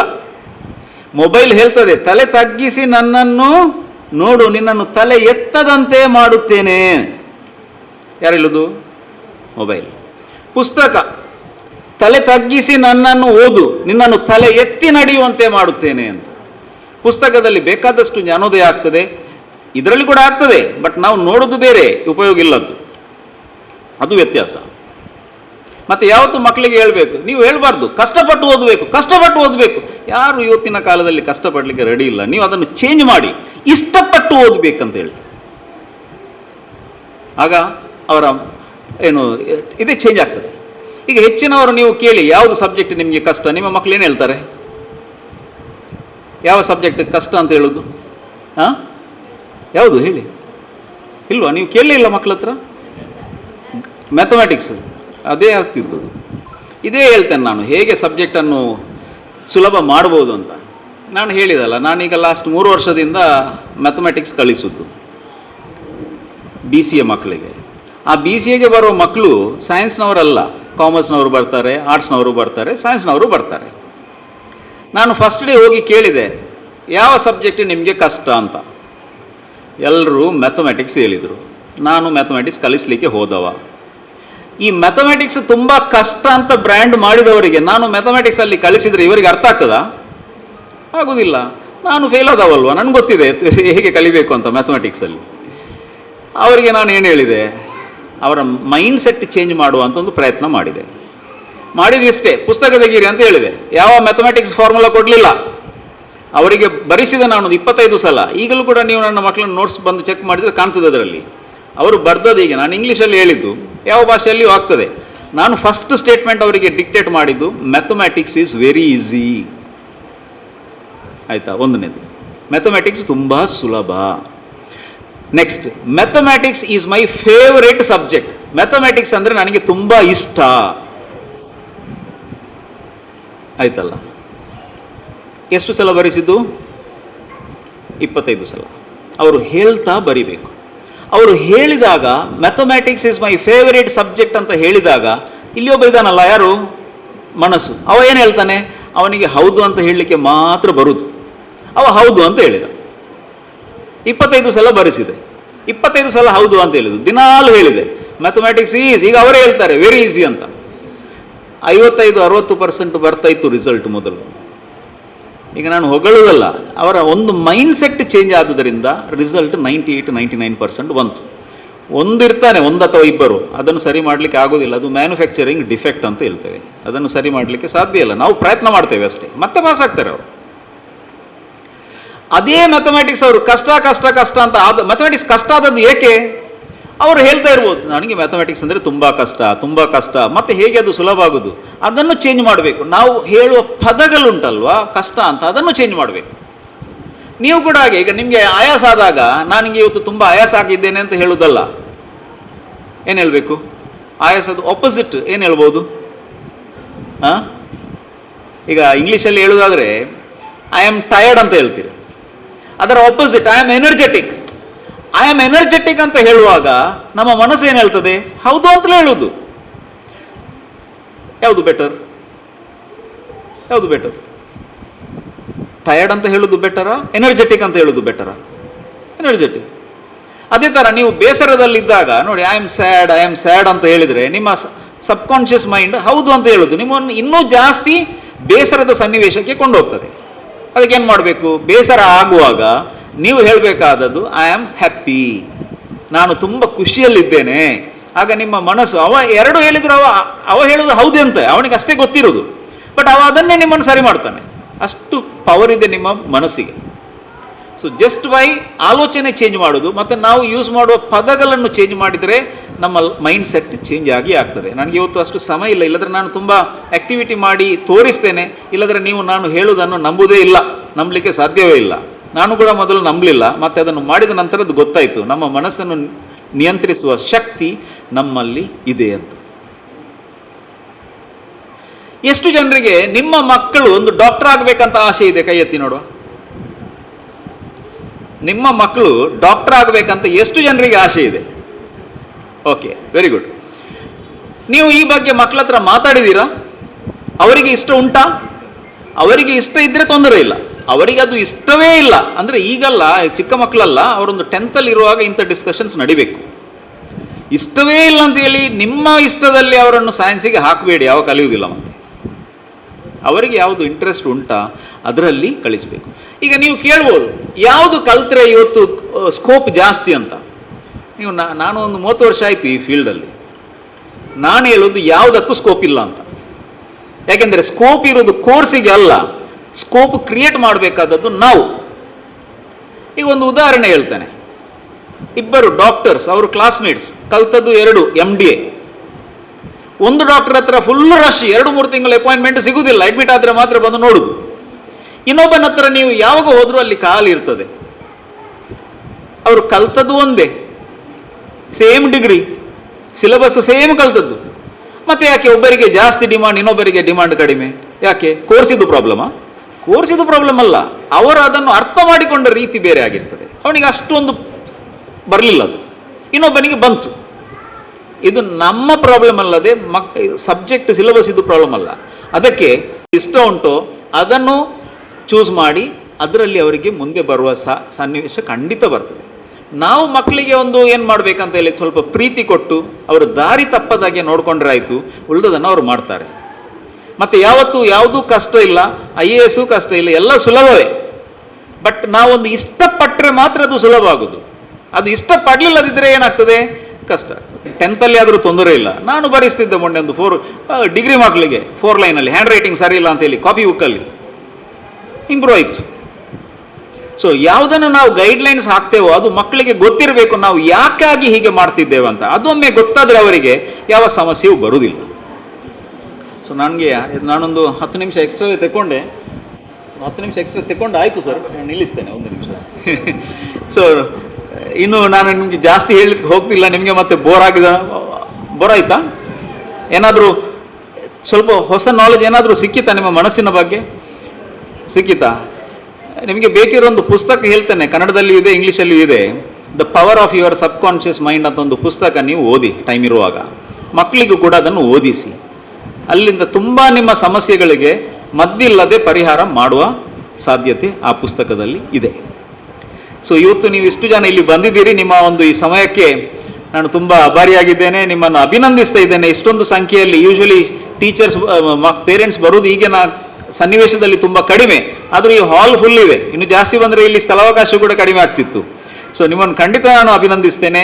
ಈ ಶಾಲೆಯಲ್ಲಿ ನಡೆಯುವ ಕಾರ್ಯಕ್ರಮಗಳು ನನಗೆ ತುಂಬ ಅರಿವಿದೆ. ಸೊ ಅವರು ಆಗ ಹೇಳಿದ ಹಾಗೆ ಶಾಲೆ ಅಂತ ಹೇಳಿದರೆ ಪಾಠ ಪುಸ್ತಕ ಇದು ಮಾತ್ರ ಅಲ್ಲ, ತುಂಬ ಕಾಂಪಿಟೇಷನ್ಸ್ ನಡೀತದೆ, ತುಂಬ ಎಕ್ಸ್ಟ್ರಾ ಕರಿಕ್ಯುಲರ್ ಆಕ್ಟಿವಿಟೀಸ್ ಬೇಕು. ಒಂದು ವಿದ್ಯಾರ್ಥಿ ಓವರ್ ಆಲ್ ಡೆವಲಪ್ಮೆಂಟ್ ಆಗಬೇಕು, ಬಿಟ್ಟರೆ only in the subject 100 mark ತೆಕ್ಕೊಂಡು ಸಕ್ಸಸ್ ಆಗೋದು ತುಂಬ ಕಡಿಮೆ. ಈ should be a good public speaker. ಅವರಿಗೆ ಯಾವುದರಲ್ಲಿ ಆಸಕ್ತಿ ಉಂಟ, ಡ್ರಾಯಿಂಗ್ ಇರ್ಬೋದು, ಏನೋ ಒಂದು ಉದಾಹರಣೆಗೆ ಈಗ NSS ಇರ್ಬೋದು ಅಥವಾ ಬೇರೆ ಬೇರೆ ಸಾಹಿತ್ಯದಲ್ಲಿ ಇರ್ಬೋದು, ಯಾವುದಾದ್ರೂ ಒಂದು ಅವರಿಗೆ ಕಲಿಕೆ ಬಿಟ್ಟು ಇನ್ನೊಂದರಲ್ಲಿ ಇಂಟ್ರೆಸ್ಟ್ ಇರಲೇಬೇಕು. ಅದು ಅವರಿಗೆ ಮೈಂಡ್ ರಿಲ್ಯಾಕ್ಸೇಷನ್ ಆಗಲಿಕ್ಕೆ. ಸೊ ಈ ಒಂದು ಅವಕಾಶ ಮಾಡಿಕೊಟ್ಟ ಶಾಲೆಯ ಸಂಚಾಲಕರಿಗೂ, ಪ್ರಿನ್ಸಿಪಾಲ್ರವರಿಗೂ, ಅಧ್ಯಾಪಕ ವೃಂದದವರಿಗೂ, ಶಿಕ್ಷಕ ಸಂಘದ ಎಲ್ಲ ಅಧ್ಯಕ್ಷರು ಹಾಗೂ ಪದಾಧಿಕಾರಿಗಳಿಗೂ, ಹಾಗೂ ನನ್ನ ಆತ್ಮೀಯರಾದ ತ್ಯಾಗಂ ಸರ್ ಅವರಿಗೂ ಈ ಒಂದು ಅವಕಾಶ ಕೊಟ್ಟದಕ್ಕಾಗಿ ತುಂಬ ಧನ್ಯವಾದಗಳನ್ನು ಹೇಳುತ್ತಾ, ಈ ನಿಮ್ಮ ಮಕ್ಕಳು ಈ ಶಾಲೆಯಲ್ಲಿ ಕಲಿತುಕೊಂಡು ಒಂದು ಉನ್ನತ ಹುದ್ದೆಗೆ ಹೋಗಿ ದೇವರ ಅನುಗ್ರಹ ಯಾವತ್ತೂ ಒಳ್ಳೆಯ ಕಾರ್ಯಕ್ರಮಗಳಿಗೆ ಇದ್ದೇ ಇರ್ತದೆ. ನೀವು ನಿಮ್ಮ ಮಕ್ಕಳ ಬಗ್ಗೆ ಒಂದು ಇನ್ನೂ ಕೂಡ ಜಾಸ್ತಿ ಆಸಕ್ತಿ ತೋರಿಸಿ ಅವರ ಒಂದು ಲಿಸನಿಂಗ್ ಸ್ಕಿಲ್ ನೀವು ಅದೊಂದು ಇಟ್ಕೊಂಡ್ರೆ ಸಾಕು. ಅವರಿಗೆ ನೀವು ಸೊಲ್ಯೂಷನ್ ಕೊಡಬೇಕಾಗಿಲ್ಲ, ಜಸ್ಟ್ ಅವರ ಸಮಸ್ಯೆಗಳಿಗೆ ನೀವು ಕೇಳ್ತಾ ಕೂತ್ರೆ ಆ ಒಂದು ಮಗು ತುಂಬ ಪರಿವರ್ತನೆ ಆಗ್ತದೆ. ಅದಕ್ಕೆ ಪ್ರೀತಿ ಕೊಟ್ಟೇ ನೀವು ಆ ಮಗುವನ್ನು ಗೆಲ್ಲಬೇಕೇ ವಿನ ನೀವು ಅವರಿಗೆ ಹೊಡೆದು ಬೈದು ಇನ್ಸಲ್ಟ್ ಮಾಡಿದರೆ ಆ ಮಗು ದಾರಿ ತಪ್ಪುದು ಬಿಟ್ಟರೆ ಬೇರೆ ಏನಾಗೋದಿಲ್ಲ. ಸೊ ಅವಕಾಶಕ್ಕಾಗಿ ಧನ್ಯವಾದಗಳು. ಎಲ್ರಿಗೂ ನಮಸ್ಕಾರ. 45 ನಿಮಿಷಗಳ ಕಾಲ ಅವರದು ಅಷ್ಟು ಸಾಲದು. ಅವರೆಲ್ಲ ಅರ್ಧ ದಿನ, ಒಂದು ದಿನ ಈ ರೀತಿ ಒಂದೊಂದು ವಿಚಾರದ ಬಗ್ಗೆ ಒಂದೊಂದು ದಿನ ಮಾತನಾಡುವವರು. ಒಂದೊಂದು ವಿಚಾರ, ಈ ಮನಸ್ಸು ಅಂತ ತಗೊಂಡ್ರೆ ಮನಸ್ಸಿನ ಬಗ್ಗೆ ಒಂದು ಹೇಳಿದ್ರು, ನಿಮಗೆ ಹುಚ್ಚರು ಅಂತ ನಾವೆಲ್ಲರೂ, ನಿಮಗೆ ಆಯ್ತು ಏನು ಮರಲೇನಾ ಅಂತೇಳಿ ಒಂಥರ ಅಲ್ವಾ. ಸತ್ಯ. ನೀವು ಮನೇಲಿ ಕೂತು ನಿಮ್ಮಷ್ಟಿಗೆ TV ನೋಡಿಕೊಂಡು ನೆಗಾಡಿದ್ರೆ ನಾವು ಕೂಡ ಹುಚ್ಚರು. ನಾವು ನೋಡಿ ಕೆಲವೊಮ್ಮೆ ನಾವೇ ನೆನೆಸ್ಕೊಂಡು ಅದರ ಬಗ್ಗೆನೇ ತುಂಬಾ ಇದೆ. ಸತ್ಯ, ನಿಜವಾಗಿ ಸರ್ ಹೇಳಿದ್ದು ನಾನೆಲ್ಲ ಸಂಪೂರ್ಣವಾಗಿ ಕೇಳಿದೆ. ತುಂಬಾ ವಿಚಾರಗಳಿದೆ. ಒಂದೊಂದು ವಿಷಯದ ಬಗ್ಗೆ ಅವರಿಗೆ ಮಾತಾಡಲಿಕ್ಕೆ ಕೊಟ್ಟರೆ ತುಂಬಾ ನಿರರ್ಗಳವಾಗಿ ಬಹಳ ಅಚ್ಚ ಕನ್ನಡದಲ್ಲೂ ಮಾತಾಡ್ತಾರೆ, ಇಂಗ್ಲೀಷಲ್ಲೂ ಮಾತಾಡ್ತಾರೆ, ಹಿಂದಿಯಲ್ಲೂ ಮಾತಾಡ್ತಾರೆ. ಅಂಥವ್ರು ಸಿಗುವುದೇ ಬಹಳ ಅಪರೂಪ. ಅಂಥದ್ರಲ್ಲಿ ನಮ್ಮ ಸರ್ಫರಾಜ್ ಹಾಸಿಂ ಅವರು ನಮ್ಮ ಕೋರಿಕೆಗೆ ಪೂರಕವಾಗಿ ಖಂಡಿತವಾಗಿ ಇಂತಹ ಗ್ರಾಮೀಣ ಅದೆಷ್ಟೋ ಶಾಲೆಗಳಿಗೆ ಪೋಷಕರಿಗೆಲ್ಲ 1,00,000ಕ್ಕಿಂತಲೂ ಹೆಚ್ಚು ತರಬೇತಿಯನ್ನು ನೀಡಿದ್ದಾರೆ. ಹಾಗಾಗಿ ಇವತ್ತು ವಿಶೇಷವಾಗಿ ಪೋಷಕರಿಗೆ ಸಣ್ಣ ಸಣ್ಣ ವಿಚಾರದ ಬಗ್ಗೆ ಬಹಳ ಚಿಂತನಾತ್ಮಕವಾಗಿ ವಿಚಾರಗಳನ್ನು ನಮಗೆ ಹೇಳಿಕೊಟ್ಟಂಥ ಮಾರ್ಗದರ್ಶನ ನೀಡಿದಂಥ ಶ್ರೀಯುತರಿಗೆ ಜೋರ ಚಪ್ಪಾಳೆಯೊಂದಿಗೆ ಅವರಿಗೆ ಧನ್ಯವಾದಗಳನ್ನ ಸಲ್ಲಿಸುವ. ಈ ಸಂಸ್ಥೆ ಬಗ್ಗೆ ಪ್ರೀತಿ ಇಟ್ಕೊಳ್ಳಿ ಸರ್, ಖಂಡಿತವಾಗಿಯೂ ಮುಂದಕ್ಕೂ ಇದು ಪ್ರಥಮ ಅಂತೇಳಿ ತಿಳಿದುಕೊಳ್ತೀರೋ ಏನೋ ಗೊತ್ತಿಲ್ಲ, ಬಟ್ ಸಂಸ್ಥೆಗೆ ಆಗಾಗ ಭೇಟಿ ನೀಡಿ ಬೇರೆ ಬೇರೆ ವಿಚಾರದಲ್ಲಿ ಮಕ್ಕಳಿಗೆ, ಪೋಷಕರಿಗೆ, ಶಿಕ್ಷಕರಿಗೆ ಮಾರ್ಗದರ್ಶನ ನೀಡ್ತಾ ಬರಬೇಕು ಅಂತೇಳಿ ಸಂದರ್ಭದಲ್ಲಿ ವಿನಂತಿ ಮಾಡಿಕೊಳ್ತೇವೆ. ವಿಶೇಷವಾಗಿ ನಾಳ್ದು ದಿನ ಈ ನೆಕ್ಸ್ಟ್ ವೀಕಲ್ಲೇ ಇರ್ಬೋದು, ವಿದ್ಯಾರ್ಥಿಗಳಿಗೆ 10ನೇ ಕ್ಲಾಸ್ನ ಮಕ್ಕಳಿಗೆ ಬಹಳ ಅತ್ಯುತ್ತಮವಾಗಿ ಮನಸ್ಸಿನ ಬಗ್ಗೆ ಮತ್ತೆ ಯಾವ ರೀತಿ ಕಲಿಕೆಯಲ್ಲಿ ತೊಡಗಿಸಿಕೊಳ್ಬೇಕೆಂಬುದರ ಬಗ್ಗೆ ಅವರು ತರಬೇತಿಯನ್ನು ಕೊಡ್ಲಿಕ್ಕಿದ್ದಾರೆ. ಅದನ್ನು ಕೂಡ ನಾವೆಲ್ಲರೂ ಖಂಡಿತವಾಗಿ ಸದುಪಯೋಗ ಪಡಿಸಿಕೊಳ್ತೇವೆ ಅಂತೇಳಿ ಈ ಸಂದರ್ಭದಲ್ಲಿ ವಿನಂತಿ ಮಾಡಿಕೊಳ್ತಾ, ಸರ್ಫರಾಜ್ ಅವರಿಗೆ ಮತ್ತೊಮ್ಮೆ ನಾವು ಈ ಸಂಸ್ಥೆಯ ಪರವಾಗಿ, ಆಡಳಿತ ಮಂಡಳಿಯ ಪರವಾಗಿ, ಸಮಸ್ತ ಪೋಷಕರ ಪರವಾಗಿ ತುಂಬ ಹೃದಯದ ಅಭಿನಂದನೆಗಳು, ಧನ್ಯವಾದಗಳನ್ನ ಸಲ್ಲಿಸ್ತೇವೆ. ಆತ್ಮೀಯರೇ, ನಮ್ಮ ಈಗಾಗಲೇ ಪ್ರಸ್ತುತಪಡಿಸಿದ ಹಾಗೆ ಕಳೆದ 11 ವರ್ಷಗಳಿಂದ ವಿದೇಶಿ ಶೈಕ್ಷಣಿಕ ದತ್ತಿ ಯೋಜನೆ ಚಾಲ್ತಿಯಲ್ಲಿದೆ. ಈ ವರ್ಷದ ಈ ಯೋಜನೆಯನ್ನ ಚಾಲನೆಗೆ ನೀಡಬೇಕು ಅಂತೇಳಿ ನಮ್ಮ ಸಂಚಾಲಕರು, ಈ ಒಂದು ವಿದ್ಯಾಸಂಸ್ಥೆ ಬಹಳ ಅತ್ಯುತ್ತಮವಾಗಿ ನಡೀತಾ ಇದೆ ಅಂತಂದ್ರೆ ಅದು ನಮ್ಮ ಸಂಚಾಲಕರ ಅತ್ಯುತ್ತಮವಾದ ಸಂಚಾಲಕ ವ್ಯವಸ್ಥೆ, ನಮಗೆ ಸಂಪೂರ್ಣವಾದ ಮಾರ್ಗದರ್ಶನ, ಎಲ್ಲದಕ್ಕೂ ಅತ್ಯುತ್ತಮವಾಗಿ ಸಹಕಾರ ನೀಡ್ತಾ ಬಂದವರು ಕಡೆಯ ಸೋಮಶೇಖರ್ ಚೌಟ್ರು ಇವತ್ತು ಈ ಒಂದು ವಿದ್ಯಾಸಂಸ್ಥೆಯಲ್ಲಿ ವಿಶೇಷವಾಗಿ ವಿದೇಶಿ ಶೈಕ್ಷಣಿಕ ದತ್ತಿ ಯೋಜನೆಗೆ ಚಾಲನೆ ನೀಡಬೇಕು ಅಂತ ವಿನಂತಿ ಮಾಡ್ತೇನೆ. ಪೋಷಕರು, ಹಲೋ, ನಾವು ಈಗಾಗಲೇ ಅಕ್ಕ ಸ್ವಲ್ಪ ಗೊತ್ತೇಳಿ 10 ದಿನ ಮುಂಚೆನೆ ನಾವು ಪೋಷಕರ ಸಭೆಯ ಬಗ್ಗೆ ಹೇಳಿದ್ದೇವೆ. ಮಧ್ಯಾಹ್ನ ತನಕ ನೋಡಿ, ಇವತ್ತು ಊಟ ಮಾಡದಿದ್ರೆ ತೊಂದರೆ ಇಲ್ಲ, ಇವತ್ತು ಗಂಡನಿಗೆ ಅಡಿಗೆ ಮಾಡದಿದ್ರೆ ತೊಂದರೆ ಇಲ್ಲ, ಅವ್ರು ಒಂದು ಹೊತ್ತು ಊಟ ಮಾಡಿದ್ರೆ ಎಲ್ಲಿಗೂ ಹೋಗುದಿಲ್ಲ. ಒಂದು ಅರ್ಥ ಮಾಡಿಕೊಳ್ಳಿ, ಅರ್ಥ ಆಯ್ತಾ? ನಾವು ಒಮ್ಮೆ 3 ಗಂಟೆ ಆಗ್ತೀವಿ ಊಟ ಮಾಡುವಾಗ, ನಾ 11 ಗಂಟೆ, ರಾತ್ರಿ 11:30 12 ಗಂಟೆಗೆ ಊಟ ಹೋಗ್ತೀವಿ. ಯಾಕೆಂದ್ರೆ ಈ ವಿದ್ಯಾರ್ಥಿಗಳನ್ನು ಸಂಪೂರ್ಣವಾಗಿ ನಾವು ಒಂದು ಒಳ್ಳೆ ರೀತಿಯಲ್ಲಿ ಪೂರಕವಾಗಿ ಭವಿಷ್ಯಕ್ಕೆ ಒಂದು ಒಳ್ಳೆ ಪ್ರಜೆಯಾಗಿ ಮೂಡಿಸ್ಬೇಕು ಅಂತಾರೆ. ಒಂದು ಮಕ್ಕಳನ್ನ, ನಿಮ್ಮ ಮಗಳನ್ನ ಸಮಾಜಕ್ಕೆ ಅರ್ಪಣೆ ಮಾಡಬೇಕು ಅಂತಂದ್ರೆ, ಹಿಂದಿನ ಕಾಲದಲ್ಲಿ ಸ್ವಾತಂತ್ರ್ಯಕ್ಕೋಸ್ಕರ ಏನೆಲ್ಲ ಮಾಡಿದ್ರೆ ನಿಮಗೆ ಗೊತ್ತಿದೆ. ಸತ್ಯ ಎಂತೆಲ್ಲ ಮಾಡಿದ್ದಾರೆ, ಬಿಡಿ ಅದರ ಬಗ್ಗೆ ಎಲ್ಲ ಮಾತಾಡೋದು. ನೀವು ಒಂದು ಅರ್ಧ ದಿನ, ಅಯ್ಯೋ ನನಗೆ ಅಡಿಗೆ ಮಾಡ್ಲಿಕ್ಕೆ ಉಂಟು, ಅಡಿಗೆ ಮಾಡೋ ದಿನ ಉಂಟಾ? ಅಡಿಗೆ ಪ್ರತಿದಿನ ಮಾಡ್ತೇವೆ, ದೊಡ್ಡ ವಿಚಾರವೇ ಅಲ್ಲ, ಅಡಿಗೆ ಮಾಡುವಂತ ದೊಡ್ಡ ಪ್ರಶ್ನೆ ಅಲ್ಲ. ಹಾಗಾಗಿ ದಯವಿಟ್ಟು ನಿಮ್ಮಲ್ಲಿ ಪ್ರಾರ್ಥನೆ ಮಾಡ್ತೇನೆ, ಅರ್ಧ ದಿನ ಮಕ್ಕಳಿಗೋಸ್ಕರ ನಾವು ವಿನಿಯೋಗವನ್ನ ಮಾಡೋದು. ಅದಕ್ಕೆ ಸಂಪೂರ್ಣವಾಗಿ ಮನಸ್ಸು ಕೊಟ್ಟು ಕೂತ್ಕೊಳ್ಳಿ, ಸಂಪೂರ್ಣವಾಗಿ ಮನಸ್ಸು ಕೊಟ್ಟು ಕೂತ್ಕೊಳ್ಳಿ. ನೀವು, ನಾವು, ಆಡಳಿತ ಮಂಡಳಿ, ಮಕ್ಕಳು, ಇದು ಒಂದು ವಾಹನದ 4 ಚಕ್ರಗಳಿದ್ದಂತೆ. ಈ 4 ಮಂದಿ ಕೂಡ ಸಮಯ ಕೊಡ್ಲಿಕ್ಕೆ ಯಾರಿಗೂ ಅವಶ್ಯಕತೆ ಇಲ್ಲ, ಸಮಯ ಇಲ್ಲ ಅಂತಂದ್ರೆ ಈ ಮಕ್ಕಳನ್ನ ಬೀದಿಗೆ ಬಿಟ್ಟ ಹಾಗೆ. ಹಾಗಾಗಿ ನಾನು ಹೇಳ್ತೀನಿ ಕೇಳಿ, ಖಂಡಿತವಾಗಿ ಎಲ್ಲ ಪೋಷಕರು ಇನ್ನು ಪೋಷಕರ ಸಭೆಗೆ ಬರುವಾಗ ಎಲ್ಲವನ್ನ ಬದಿಗಿಟ್ಟು ಬನ್ನಿ. ಈ ಬರುವವರು ಸಮಸ್ಯೆಯನ್ನು ಹೊತ್ತುಕೊಂಡೇ ಬರ್ತಾರೆ. ನಿನ್ನೆ ನಾನು ವಾಟ್ಸಪ್ ಅಲ್ಲಿ ಮಾಡಿದ್ರೆ ಓಕೆ, ಅದು ಇವತ್ತು ಬಂದ ಸಮಸ್ಯೆ ಅಂತ ಹೇಳ್ತೇವೆ. ಹಲ್ಲನ್ನ ತೆಗಿಲಿಕ್ಕೆ ಅಂತೆ, ಹಲ್ಲು ತೆಗಿಲಿಕ್ಕೆ ಇಡೀ 365 ದಿನದಲ್ಲಿ ಇವತ್ತು ಬೇಕಿತ್ತ? ನಾನು ಪೋಷಕರಿಗೆ ನಾನು ಹೇಳುದು, ಸರ್ ದಯವಿಟ್ಟು ನೀವು ಕೋಪ ಮಾಡಬೇಡಿ, ನೀವು ಒಳ್ಳೆ ರೀತಿಯಲ್ಲಿ ಸ್ಪಂದಿಸ್ತಾ ಇದ್ದೀರಿ, ಇದನ್ನು ಮಕ್ಕಳ ಭವಿಷ್ಯ ಅಂತ ತಿಳಿದುಕೊಳ್ಳಿ. ಮಕ್ಕಳ ಭವಿಷ್ಯಕ್ಕೆ ವರ್ಷಕ್ಕೆ ನಾವು ಪ್ರತಿದಿನ ನಿಮ್ಮನ್ನು ಕರೆಯುವುದಿಲ್ಲ, ವರ್ಷಕ್ಕೆ 2 ಸತಿ ಮೀಟಿಂಗ್ ಇದೆ, 10ನೇ ಕ್ಲಾಸ್ನವರಿಗೆ 2 ತಿಂಗಳಿಗೊಮ್ಮೆ ಸಭೆ ಇರ್ತದೆ. ನಾವು ಅದಕ್ಕೆ ಒಂದು ಸ್ಪಂದಿಸಲಿಕ್ಕೆ ಆಗಲಿಲ್ಲ. ಈಗಲೂ ನಾನು ತಲೆಯಲ್ಲಿ 150 ಹೊತ್ತುಕೊಂಡು ಇಲ್ಲಿ ಬಂದು ಕುಳಿತುಕೊಳ್ತೇನೆ ಅಂತಂದ್ರೆ ಇದನ್ನು ಸರಿ ಮಾಡಲಿಕ್ಕೆ ಬ್ರಹ್ಮ ಬಂದ್ರು ಅಥವಾ ದೇವರು ಬಂದ್ರು ಇದನ್ನು ಸರಿ ಮಾಡಲಿಕ್ಕೆ ಆಗುದಿಲ್ಲ. ಹಾಗಾಗಿ ಪೋಷಕರಲ್ಲಿ ವಿನಂತಿ ಮಾಡ್ತೇವೆ, ಇವತ್ತು ಅರ್ಧ ದಿನ 1 ಗಂಟೆ ಆಗ್ಬೋದು, 12:30 ಆಗ್ಬೋದು, ನೀವು ಸಹಕಾರ ಮಾಡಲೇಬೇಕು. ಎಲ್ಲ ಇಡೀ 1 ವರ್ಷದ ಕಾರ್ಯಕ್ರಮಗಳ ಬಗ್ಗೆ ನಿಮಗೆ ಮಾರ್ಗದರ್ಶನ ಕೊಡ್ತೇವೆ. ಇಡೀ ವರ್ಷದಲ್ಲಿ 1 ದಿನ ನಿಮಗೆ ಸಹಕಾರ ಮಾಡ್ಲಿಕ್ಕೆ ಆಗಲಿ ಒಂದು ವಿಚಿತ್ರ ಆಗ್ತದೆ ನನಗೆ. ನಾವೆಲ್ಲ ಹೋಗ್ತೇವೆ ಬೇರೆ ಬೇರೆ, ನಮ್ಮ ಶಾಲೆ ಮಕ್ಕಳು, ನಮ್ಮ ಮಕ್ಕಳು ಕೂಡ ಬೇರೆ ಬೇರೆ ಶಾಲೆಗೆ ಹೋಗುವಾಗ ನಾವೆಲ್ಲ ಸ್ವಿಚ್ ಆಫ್ ಮಾಡಿ ಹೋಗಿ ಕೂತ್ಕೊಳ್ಳೋದು, ಎಲ್ಲ ಮುಗಿಯೋ ತನಕ ಇರ್ತೇವೆ. ಹಾಗಾಗಿ ನಿಮಗೂ ವಿನಂತಿ ಮಾಡ್ತೇವೆ, ಖಂಡಿತ ಇನ್ನೊಂದು ಅರ್ಧ ಗಂಟೆ, ಸಮಯ ಜಾಸ್ತಿ ಎಳೆಯುವುದಿಲ್ಲ, ಅರ್ಧ ಗಂಟೆಯಲ್ಲಿ ಏನು ಚಟುವಟಿಕೆಗಳು ಮುಂದೆ ನಡೀತದೆ ಎಲ್ಲವನ್ನ ಹೇಳ್ತೀವಿ, ಎಲ್ಲವನ್ನ ಕೇಳಿ ನಿಮ್ಮ ಸಹಕಾರ ಬೇಕು. ಕಡೆಯಲ್ಲಿ ಒಂದು 5 ನಿಮಿಷ ನಿಮಗೂ ಮಾತಾಡ್ಲಿಕ್ಕೆ ಅವಕಾಶ ಕೊಡ್ತೇವೆ, ದಯವಿಟ್ಟು ಮಾತಾಡಿ. ಕುಂದುಕೊರತೆಗಳ ಬಗ್ಗೆ ಆಲೋಚನೆ ಮಾಡಿ. ನೀವು ಮತ್ತೆ ನಾಳೆ ಹೋಗಿ ನಾಳ್ದು ಸರ್ ಅಯ್ಯೋ ಮರ್ತು ಹೋಯ್ತು ಎಂಕ್ ಪಂಡ್ರೆ ಆಯ್ತು ಮಾಸ್ಟರ್ ಈತು ಉದ್ದ ಆಯ್ತು ఆయన పన్నీరు మర్తబోండు ఐకే ఫోన్ బాతాడు ఇంక ఫోన్ కేన్నాత పరిస్థితి ಪುರುಸೋತಲೇ ಇಜ್ಜಿ ಟೈಮ್లో ಇಜ್ಜಿ ಅಂಚಾತ್ ದಯದಿದ್ದು ನಿಕಡೆ ಪೂರ ವಿನಂತಿ ಮಾಡ್ಕೊಂಡು ಅಂಡ ಇಡೀ ತರಟ್ ದಾದ ಇಟ್ಕೊಂಡು ಇಡೀ ಜೋಕುಲ ಅಭಿವೃದ್ಧಿ ದೃಷ್ಟಿ ನಿಖಲ್ ದಾದ ಪನ್ನಡು ಇತ್ತುಂಡು ಪೂರ ಪನ್ನಡು ಸಂಪೂರ್ಣವಾದ ಮಾರ್ಗದರ್ಶನ ತೆತ್ತೋಡು ದಾದ ಮಾತ ಕೇಂದ್ರ ಉಂಡು ಕೇರಡು ಶಾಲೆದ ಸೂಚನೆ ನಿಯಮ ಪೂರ ಇತ್ತೋಡು ఆయన ಪೂರ ದಯದಿದ್ದು ಕೇಂದ್ರ ನೀಗ ಸಹಕಾರ ಮಾಡ್ತಾರನಂಡ ಶಾಲೆ ಪೊರ್ಲು ನಡಕೊಂಡು ಬೊಕ್ಕ 10 ದಿನ ಬುಡ್ದು ಎಂಗ್ ಗೊತ್ತೇ ಇಜ್ಜಿ ಬಂಡಾರನ ದಾಳ ಮಾಡ್ಕೊಂಡು ಆಪುಜಿ ಇತ್ತೆ ನಮ್ಮ ಈ ಒಂದು ದತ್ತು ಯೋಜನೆಯ ಬ್ರೋಚರ್ ಅನ್ನ ಚಾಲನೆ ನೀಡಬೇಕು ಅಂತೇಳಿ ನಮ್ಮ ಸಂಚಾಲಕರಲ್ಲಿ ವಿನಂತಿ ಮಾಡ್ತೇವೆ.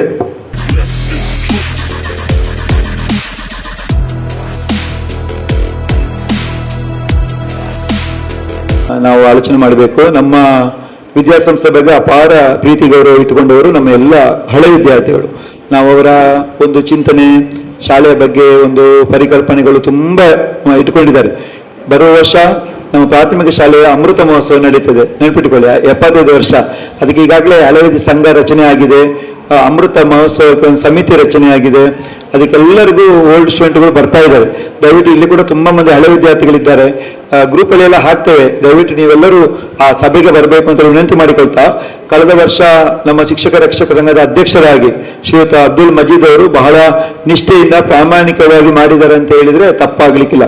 ಖಂಡಿತವಾಗಿ ಹೇಳ್ತೇವೆ, ಪ್ರತಿ ಸಭೆ ಕೂಡ ಮಜೀದ್ ಅವರು ಅವಾಗ ಪಂಚಾಯತ್ ಉಪಾಧ್ಯಕ್ಷರು ಇದ್ದಾರೆ, ಆ ದೃಷ್ಟಿಯಲ್ಲಿ ಉಪಾಧ್ಯಕ್ಷನಾಗಿದ್ರು ಕೂಡ ನಮ್ಮ ವಿದ್ಯಾಸಂಸ್ಥೆಗೆ ಅನ್ಯಾಯ ಆಗಬಾರ್ದು ಅಂತೇಳಿ ಎಲ್ಲ ಕಾರ್ಯಚಟುವಟಿಕೆಗಳಲ್ಲಿ ಬಂದದ್ದು ಮಾತ್ರ ಅಲ್ಲದೆ ನಮಗೆ ನೀರಿಗೆ ಪೂರಕವಾಗಿ ನೀರಿನ ವ್ಯವಸ್ಥೆಯನ್ನು ಮಾಡಿಸಿಕೊಟ್ಟು, ಒಂದು ನಿಜವಾಗಿ ಅನುದಾನಿತ ಶಾಲೆಗಳಿಗೆ ಸರ್ಕಾರದಿಂದ ಯಾವುದೇ ಸೌಲಭ್ಯಗಳು, ನಿಮಗೆ ನೆನಪಿಡಿ, ಸರ್ಕಾರಿ ಶಾಲೆ ಹಾಗೆ ಅಲ್ಲ ನಮ್ಮದು. ಸರ್ಕಾರದಲ್ಲಿ ಸಂಬಳ ಮಾತ್ರ 4 ಮಂದಿ ಟೀಚರ್ಸ್ನವರಿಗೆ ಕೊಡ್ತಾರೆ ಬಿಟ್ರೆ, ಈ ಬೋರ್ಡಿಂದ, ದೀಪದಿಂದ, ಫ್ಯಾನ್ ಇಂದ ಏನ್ ರಿಪೇರಿ, ಕಂಪ್ಯೂಟರ್ ಆದ್ರೂ ಕೂಡ ಎಲ್ಲವೂ ನಮಗೆ ಸಹಕಾರ ಬೇರೆ ಬೇರೆ ಅಭಿಮಾನಿಗಳು ಕೊಡ್ತಾ ಬಂದಿದ್ದಾರೆ. ನಮಗೆ ನೀರಿನ ಟ್ಯಾಂಕ್ ಅನ್ನು ಕೂಡ ಅಬ್ದುಲ್ ಮಜೀದ್ ಅವರು ನೀರಿಗೆ, ಕುಡಿಯುವ ನೀರಿಗೆ ಇದಾಗಬಾರ್ದು, ಸಮಸ್ಯೆ ಆಗಬಾರ್ದು ಅಂತೇಳಿ ಪಂಚಾಯತ್ ವತಿಯಿಂದ ಆ ವ್ಯವಸ್ಥೆಯನ್ನು ಕೂಡ ಮಾಡಿಸಿಕೊಟ್ಟಿದ್ದಾರೆ. ವಿಶೇಷವಾಗಿ ಅವರಿಗೆ ನಿಮ್ಮೆಲ್ಲರ ಕರತಾಳದೊಂದಿಗೆ ಅವರಿಗೆ ಧನ್ಯವಾದಗಳನ್ನ ಸಲ್ಲಿಸ್ತೇವೆ. ಆ ಒಂದು ಶೈಕ್ಷಣಿಕ ಚಟುವಟಿಕೆಗಳಲ್ಲಿ ಆಗಿರಬಹುದು, ಪ್ರತಿಭೋತ್ಸವ ಎಲ್ಲ ಕಾರ್ಯಕ್ರಮಗಳಿಗೆ ಪೋಷಕರನ್ನು ಒಟ್ಟಿಗೆ ಸೇರಿಸಿಕೊಂಡು ನಮಗೆ ಸಹಕಾರ ಮಾಡಿಕೊಟ್ಟವರು ಶ್ರೀಯುತ ಅಬ್ದುಲ್ ಮಜೀದ್ ಅವರು. ಅವರ ಆ ಸಹಕಾರವನ್ನು ನಮ್ಮ ಸಂಸ್ಥೆ ಯಾವಾಗಲೂ ಮರೆಯಲಿಕ್ಕಿಲ್ಲ. ಅವರು 1 ವರ್ಷ ಶಿಕ್ಷಕ ರಕ್ಷಕ ಸಂಘದ ಅಧ್ಯಕ್ಷರಾಗಿ ಬಹಳ ಪ್ರಾಮಾಣಿಕವಾಗಿ ದುಡಿದು, ಅದರೊಟ್ಟಿಗೆ ತುಂಬ ಮಂದಿ ಇಲ್ಲಿದ್ದಾರೆ ಪದಾಧಿಕಾರಿಗಳಾಗಿ, ಎಲ್ಲರ ಹೆಸರನ್ನು ಹೇಳುವುದಿಲ್ಲ, ಅಲ್ಲಿ ಉಪಾಧ್ಯಕ್ಷರು, ಪ್ರಧಾನ ಕಾರ್ಯದರ್ಶಿಗಳು, ಕೋಶಾಧಿಕಾರಿಗಳು, ಸರ್ವ ಸದಸ್ಯರುಗಳು ಕೂಡ ಬಹಳ ಒಳ್ಳೆ ರೀತಿಯಲ್ಲಿ ಸಹಕಾರವನ್ನು ಮಾಡಿದಿರಿ. ನಿಮಗೆಲ್ಲರಿಗೂ ಸಂಸ್ಥೆಯ ಪರವಾಗಿ ತುಂಬ ಹೃದಯದ ವಿಜಯನ ಇದ್ದಾರೆ ಅಲ್ಲ, ಎಲ್ಲರೂ ಸಹಕಾರ ಮಾಡಿದಿರಿ. ನಿಮಗೆಲ್ಲರಿಗೂ ಕೂಡ ನಮ್ಮ ವಿದ್ಯಾಸಂಸ್ಥೆಯ ಪರವಾಗಿ ತುಂಬ ಹೃದಯದ ಧನ್ಯವಾದಗಳನ್ನು ಸಲ್ಲಿಸ್ತೇವೆ. ಇದೀಗ ಪೋಷಕರ ಅಧ್ಯಕ್ಷರಾಗಿ ಕರ್ತವ್ಯ ನಿರ್ವಹಿಸಿ ಯಶಸ್ವಿಗೊಳಿಸಿಕೊಟ್ಟಂತ ಅಬ್ದುಲ್ ಮಜೀದ್ ರವರು 1-2 ಮಾತುಗಳನ್ನು ಆಡಬೇಕು ಅಂತ ವಿನಂತಿ ಮಾಡ್ತೀನಿ. ನಮ್ಮ ವೇದಿಕೆಯಲ್ಲಿರುವ ಸಂಚಾಲಕರು, ಅದೇ ಮುಖ್ಯೋಪಾಧ್ಯಾಯರು, ಇಲ್ಲಿ ಸೇರಿದಂಥ ಎಲ್ಲ ಪೋಷಕರು, ತುಂಬ ಸಂತೋಷವಾಗ್ತದೆ. ಕಳೆದ ಸಲ SSLCಯಲ್ಲಿ ಕೆಲವು ಮಕ್ಕಳು ಅಂಕವನ್ನು ತೆಗೆದುಕೊಂಡು ಅವರಿಗೆ ಈ ವೇದಿಕೆಯಲ್ಲಿ ಇವತ್ತು ಸನ್ಮಾನ ಕಾರ್ಯಕ್ರಮ ಸಹ ಆಯಿತು. ಅದೇ ರೀತಿ ಮುಂದಿನ ತರಗತಿಯಲ್ಲಿ 58 SSLCಯ ಮಕ್ಕಳಿದ್ದಾರೆ. ಎಲ್ಲ ಮಕ್ಕಳು ಈ ಪೇರೆಂಟ್ಸ್ ಬಂದಿದ್ದಾರೆ. ಈಗ ನಮ್ಮ ಸರ್ಪಂಚ್ ಅವರು ಮಾತಾಡಿದರು, ನಾನು ನಿಜವಾಗಿ ನನಗೆ ಕಾಲೇಜಲ್ಲಿ ಟ್ರೈನಿಂಗ್ ಅದನ್ನು ಬಿಟ್ಟು ನಾವು ತ್ಯಾಗಮ್ಮಷ್ಟು ಹೇಳಲಿಕ್ಕಾಗಿ ಬಂದದ್ದು, ಅಲ್ಲಿ ಬೈತಾ ಇದ್ದಾರೆ ನಮಗೆ. ಆದರೂ ಅವರ ಈ ಸರ್ಪಂಚ್ ಅವರ ಒಂದು ಟ್ರೈನಿಂಗ್, ಅವರ ಮಾತು ಕೇಳುವಾಗ ವೇದಿಕೆ ನಮಗೆ ಬಿಟ್ಟು ಹೋಗಲಿಕ್ಕೆ ಆಗುವುದಿಲ್ಲ. ನಾವು ಎಷ್ಟೇ ಕಲಿತಿರಬಹುದು, ನಮ್ಮ ಕಲಿಕೆ ಸಾಲದು, ಅವರ ಎದುರಲ್ಲಿ ಸಾಲದು. ಕೆಲವೊಂದು ವಿಷಯಗಳು ನಮ್ಮ ಮುಂದೆ ಪ್ರಸ್ತಾವನೆ ಮಾಡಿದ್ದರು. ಅದೇ ರೀತಿ ನಮ್ಮ ಪೇರೆಂಟ್ಸ್ಗಳು ಅದನ್ನು ನೆನಪಲ್ಲಿ ಇರ್ತೀವಿ ಅಂತ ಭಾವಿಸಿಕೊಂಡು ಮುಂದಿನ ನಮ್ಮ SSLCಯ 58 ಮಕ್ಕಳಿದ್ದಾರೆ, ಅವರಿಗೆ ಸಹ ಮುಂದಿನ ದಿನದಲ್ಲಿ ನಾವೇ ಅಲ್ಲ, ನಮೀಗ ನಾವು ಹೇಳುವುದಾದರೆ ನಮ್ಮ ಈ ಮೇನ್ ಟೀಚರ್ವರಾಗಲಿ, ಅವರ ಅಧ್ಯಾಪಕರ ತಂಡವೇ ಆಗಲಿ, ನಾವು SIಗಾಗಿ ಇಂಗ್ಲಿಷ್ ಮೀಡಿಯಂ ಸಾರಿಗೆ ಕಳಿಸ್ತೇವೆ. ಸ್ಟಾರ್ಟಿಂಗಲ್ಲಿ ಹೇಳ್ತಾರೆ ಫೀಸು ಬೇಡ, ನಿಮ್ಮ ಮಕ್ಕಳನ್ನು ಫ್ರೀಯೇ ಕಳಿಸುವುದು ಅಂತ. ಮತ್ತೆ 1ರಿಂದ 2ಕ್ಕೆ ಹೋಗುವಾಗ ಫೀಸಿಗೆ ಅರ್ಧ ಕಾಲದಲ್ಲಿ ನಿಲ್ಲಿಸ್ತಾರೆ. ದಯಮಾಡಿ ಉಂಟಲ್ಲ, ನಾವು ಸಹ SSLCಯವರಿಗೆ ಇದೇ ಶಾಲೆಯಲ್ಲಿ ಕಳಿಸಿದ್ದೇವೆ. ಅದರ ಒಂದು ಗೌರವ ಇಟ್ಟುಕೊಂಡು ನಾವು ಪ್ರತಿ ಇಲ್ಲಿ ಯಾವ ಮೀಟಿಂಗ್ ಕರೆಯಲಿ, ಯಾವುದಕ್ಕೆ ಕರೆಯಲಿ, ನನ್ನ ಯಾವ ಕೆಲಸ ಇದ್ದರೂ ಬದುಕಿಟ್ಟು ಇಲ್ಲಿಗೆ ಬರುತ್ತೇನೆ.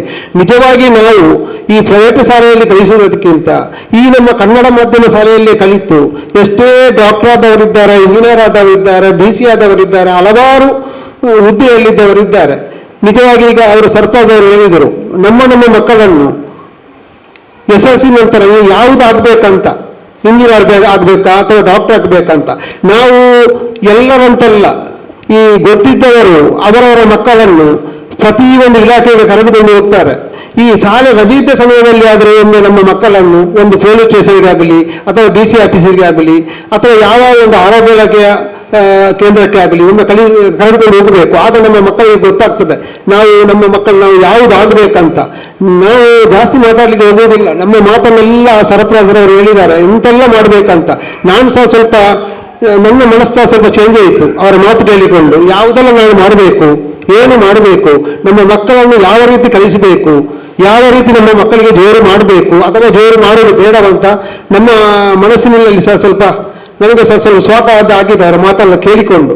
ಅದೇ ರೀತಿ ಮುಂದಿನ ದಿನದಲ್ಲಿ ನಮ್ಮ 58 ಮಕ್ಕಳಿದ್ದಾರೆ, ಅದು ಪಾಪದವರ ಮಕ್ಕಳಿರ್ಬೋದು, ಬಡವರ ಮಕ್ಕಳಿರ್ಬೋದು. ಈ ಶಾಲೆಯಲ್ಲಿ ನಮ್ಮ ಅಧ್ಯಾಪಕರು ಅದು ಬಡವರ ಮಕ್ಕಳು ಅಥವಾ ಶ್ರೀಮಂತರ ಮಕ್ಕಳಂತ ಅದು ಬೇರೆ ಬೇರೆ ಕೂತ್ಕೊಳ್ಳಿಸಿ ಕಲಿಸುವುದಿಲ್ಲ. ಅವರಿಗೆ ಎಲ್ಲರೂ ನಮ್ಮ ಶಾಲೆಗೆ ಹೆಸರು ಬರಬೇಕು, ಒಳ್ಳೆಯ ಅಂಕ ಬರಬೇಕು.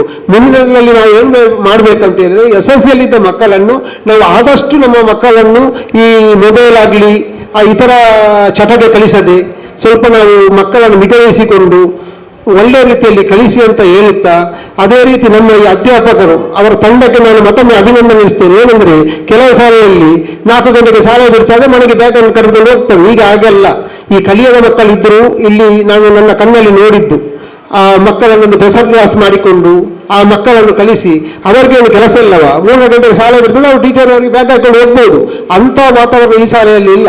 ಸ್ವಲ್ಪ ಮಕ್ಕಳ ನಿಗಾ ಅಧ್ಯಾಪಕರಿಗಿದೆ. ಮತ್ತೊಮ್ಮೆ ಎಲ್ಲ ಅಧ್ಯಾಪಕರಿಗೆ ಅಭಿನಂದನೆ ಸಲ್ಲಿಸಿಕೊಂಡು ಮುಂದಿನ ದಿನದಲ್ಲಿ ನಮ್ಮೆಲ್ಲ ಈ ಬಂದ ಪೇರೆಂಟ್ಸ್ ನಮ್ಮ ಮಕ್ಕಳನ್ನು ನಿಗದಿಸಿಕೊಂಡು ಎಲ್ಲರೂ ಮುಂದಿನ ದಿನದಲ್ಲಿ ಒಳ್ಳೆಯ ಮಾರ್ಕನ್ನು ತೆಗೆಯುವಾಗೆ ಮಾಡಿ ಅಂತ ಹೇಳಿಕೊಂಡು ಮಾತಾಡಲಿಕ್ಕೆ ಅವಕಾಶ ಮಾಡಿಕೊಟ್ಟು ಎಲ್ಲರನ್ನು ವಂದಿಸ್ತೇನೆ. ಎರಡು ಮಾತನ್ನು ಕೊನೆಗೊಳಿಸ್ತೇನೆ. ಜೈ ಹಿಂದ್, ಜೈ ಕರ್ನಾಟಕ.